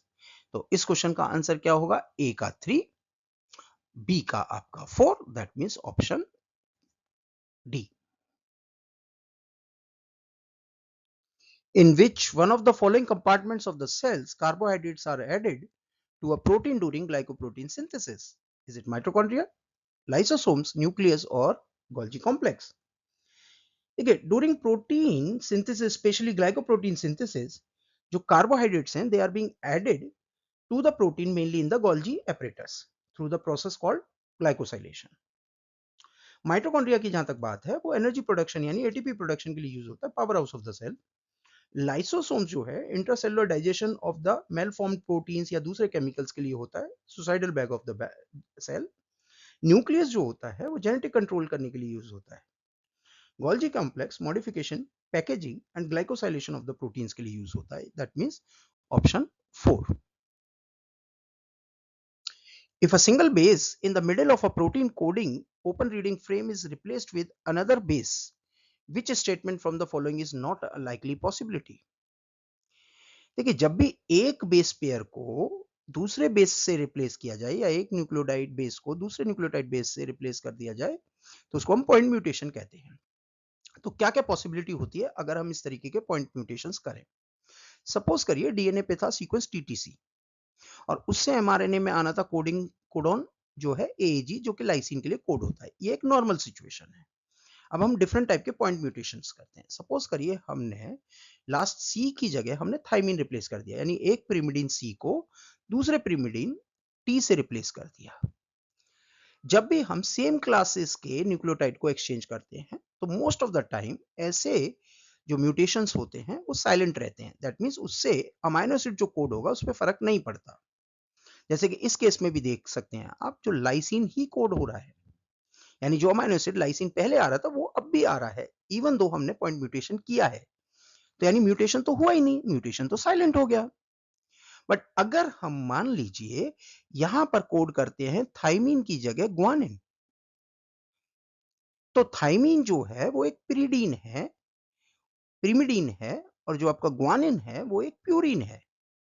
Different class of chemicals आ गए, डिफरेंट रिंग सिस्टम आ गए, और ऐसे केसेस में म्यूटेशन दिखाई देता है।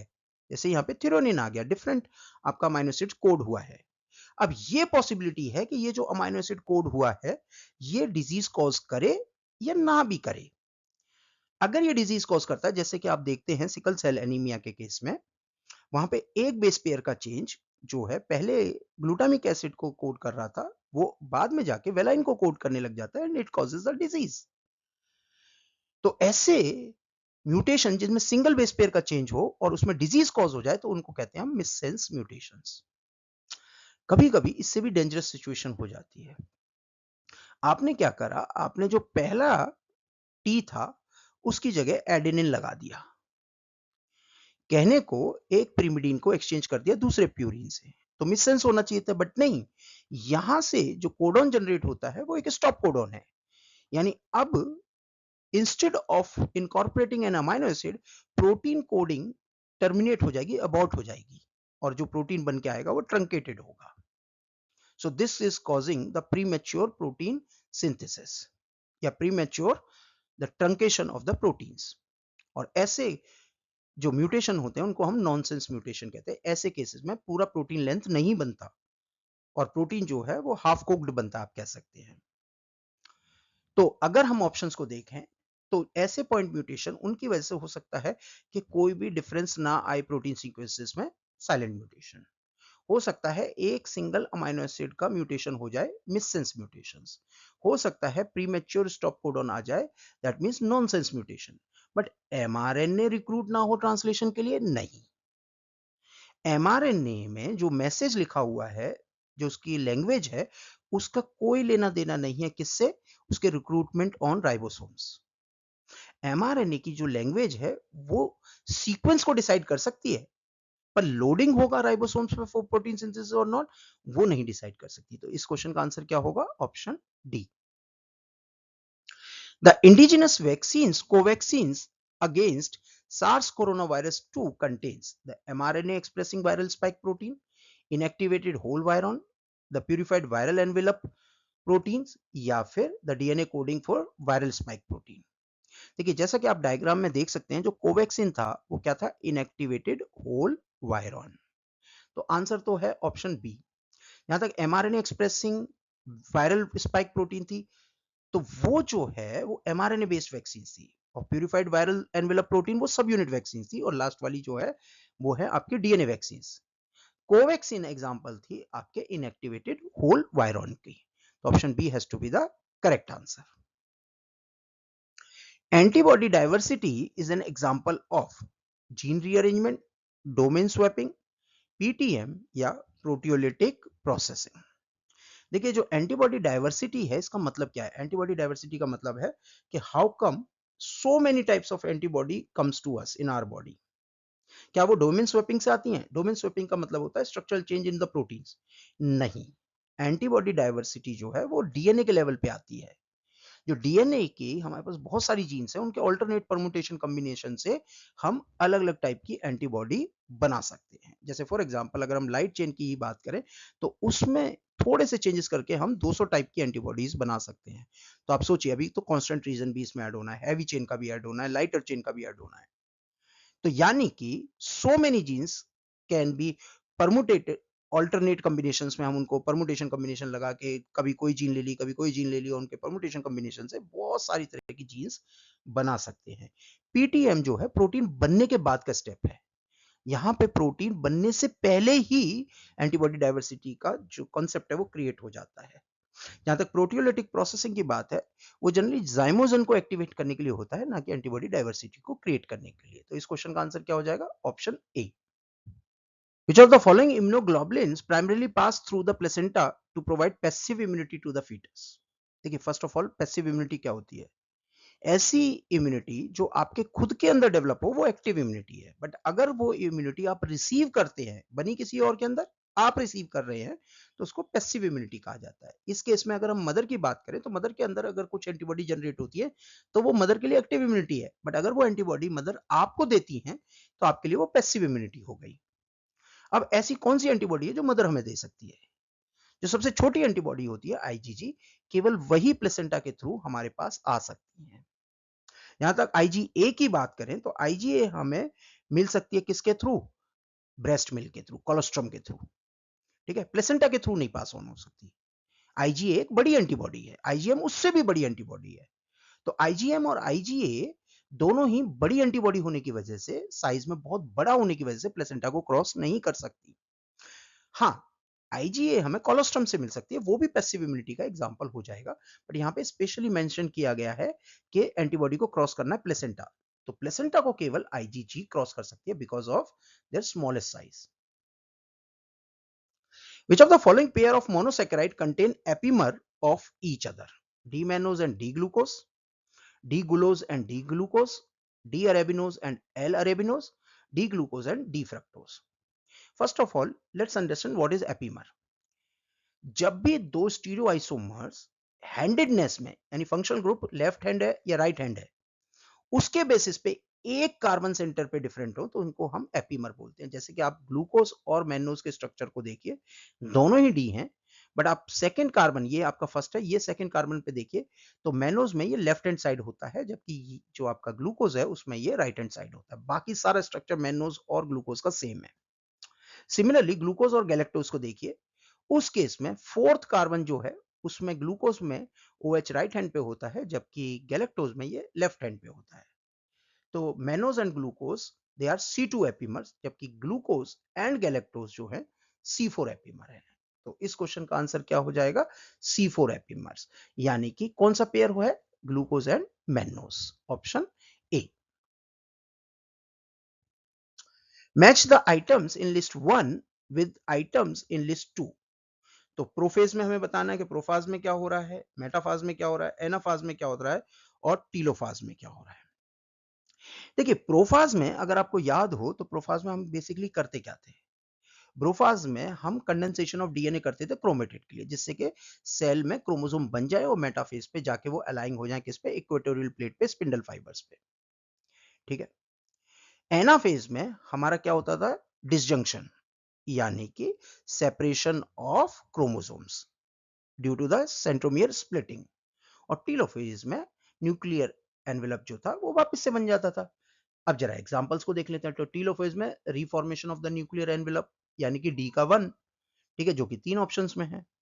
एनाफेज की अगर हम बात करें तो उसमें सेपरेशन होगा सेंट्रोमियर स्प्लिटिंग की वजह से 2 डॉटर क्रोमोसोम का, यानी कि सी का 2, डी का 1, सी का 2। और प्रोफेज के अंदर कंडेंसेशन ऑफ डीएनए होगा क्रोमेटिड में, यानी ए का 3, तो ए का 3, सी का 2 और डी का 1। तो आप देखिए वो ऑप्शन किस में मिल रहा है? बी में, राइट। और मेटाफेज में क्या हो जाएगा? The chromatids they line up along a equatorial axis या फिर इक्वेटोरियल प्लेट पे। ठीक है, तो इस क्वेश्चन का आंसर क्या होगा? ऑप्शन बी, जैसा कि आप डायग्राम में देख भी सकते हैं।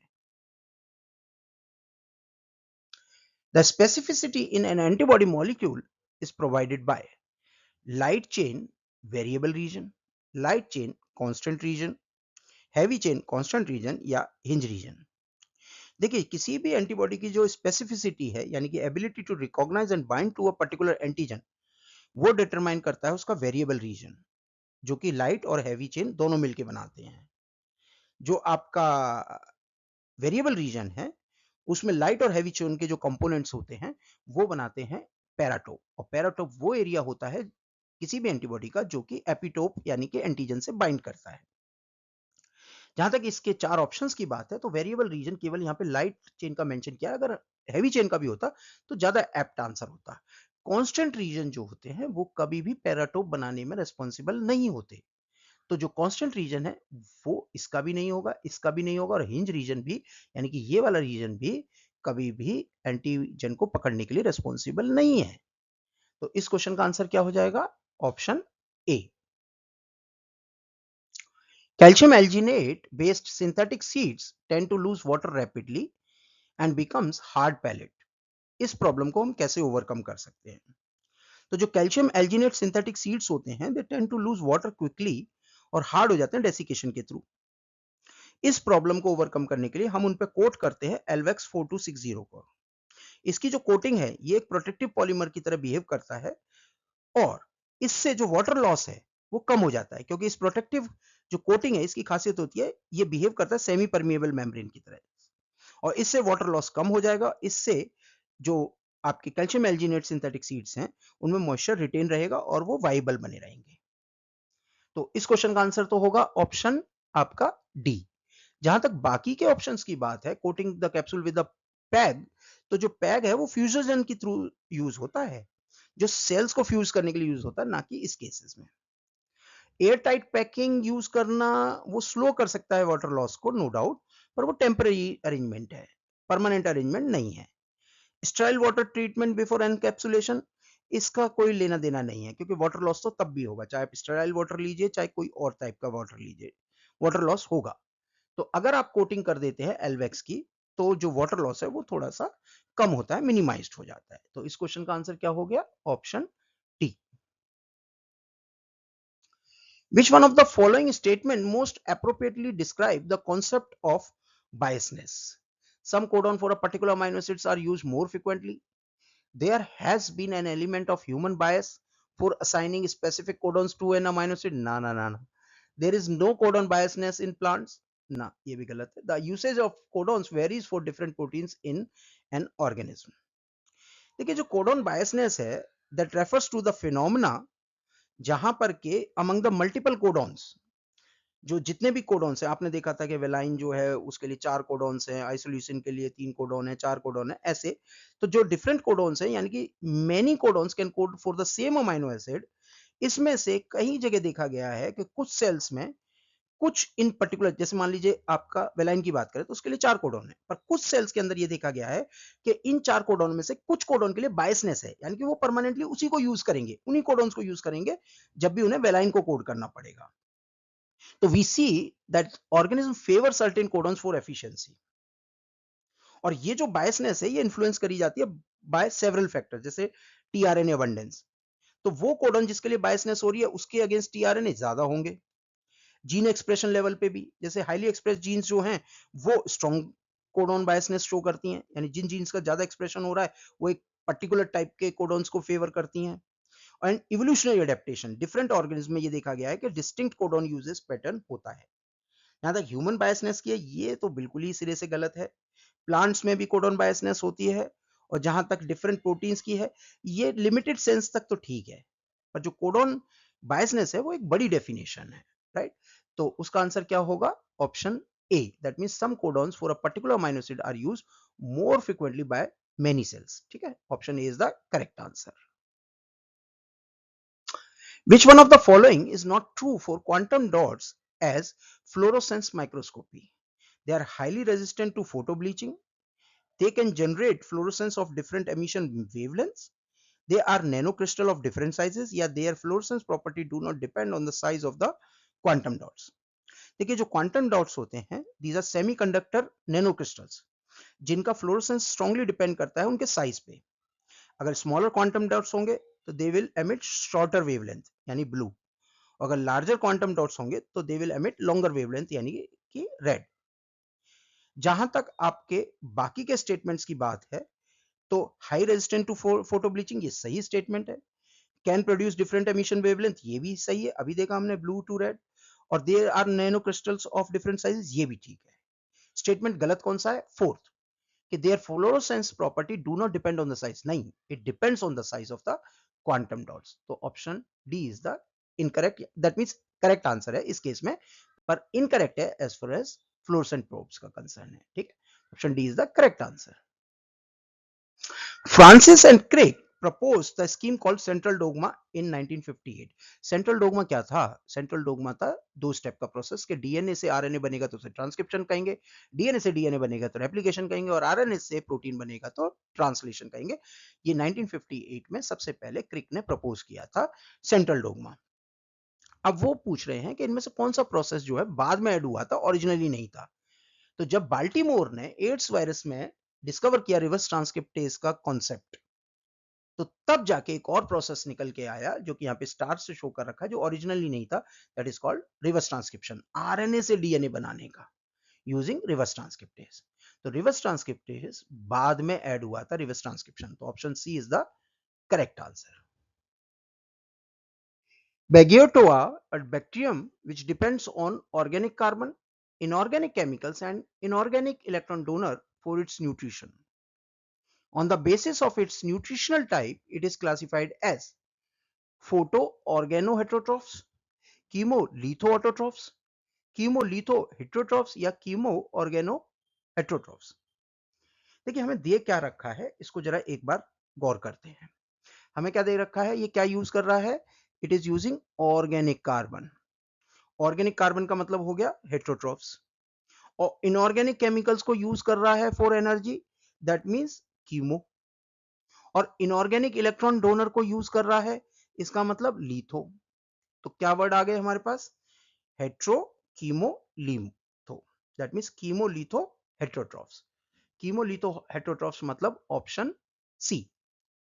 जहां तक और दूसरे न्यूट्रिशनल टाइप का सवाल है, आप इस डायग्राम में देख सकते हैं कि फोटो ऑर्गेनो हेट्रोट्रॉफ्स कब बोला जाता है, कीमोलिथो ऑटोट्रॉफ्स कब बोला जाता है किसी बैक्टीरिया को, कीमोलिथो हेट्रोट्रॉफ्स कब बोला जाता है, और कीमो ऑर्गेनो हेट्रोट्रॉफ्स कब बोला जाता है। तो आप इनके एग्जांपल्स को याद कर सकते हैं और इसको यूज कर लीजिएगा। इस स्लाइड्स को एक बार आप अच्छे से बैठ के एक बार रिवाइज करिएगा, इस पे एक क्वेश्चन आप एक्सपेक्ट कर सकते हैं। तो जहां तक इस स्लाइड का बात है, इस क्वेश्चन का आंसर क्या होगा? Option C. इसी के साथ हम इस वीडियो को यहीं समाप्त करेंगे। ध्यान रखिएगा, गेट बी का पेपर अभी कंप्लीट नहीं हुआ है, तो एक और वीडियो आएगा, और उस वीडियो के लिए आपको लिंक कहां से मिलेगा? उसके लिए आपको इस चैनल को सब्सक्राइब करना पड़ेगा। इस चैनल पे एमएससी बायोटेक के बहुत सारे पेपर ऑलरेडी अपलोडेड हैं और आने वाले हैं। एम्स के लिए हम एक बहुत ही बड़ा मैराथन लेकर आएंगे, जिसमें हर माइनर टॉपिक को भी हम डिस्कस करेंगे, जिससे कि आपकी प्रिपरेशन अच्छी हो सके। अच्छी चीज के लिए थोड़ा सा टाइम लगेगा, तो आप तब तक के लिए वेट करिए, हमारे चैनल को सब्सक्राइब करिए, इस वीडियो को लाइक करिए, शेयर करिए और अपने फ्रेंड सर्कल में सर्कुलेट करिए। Thank you very much.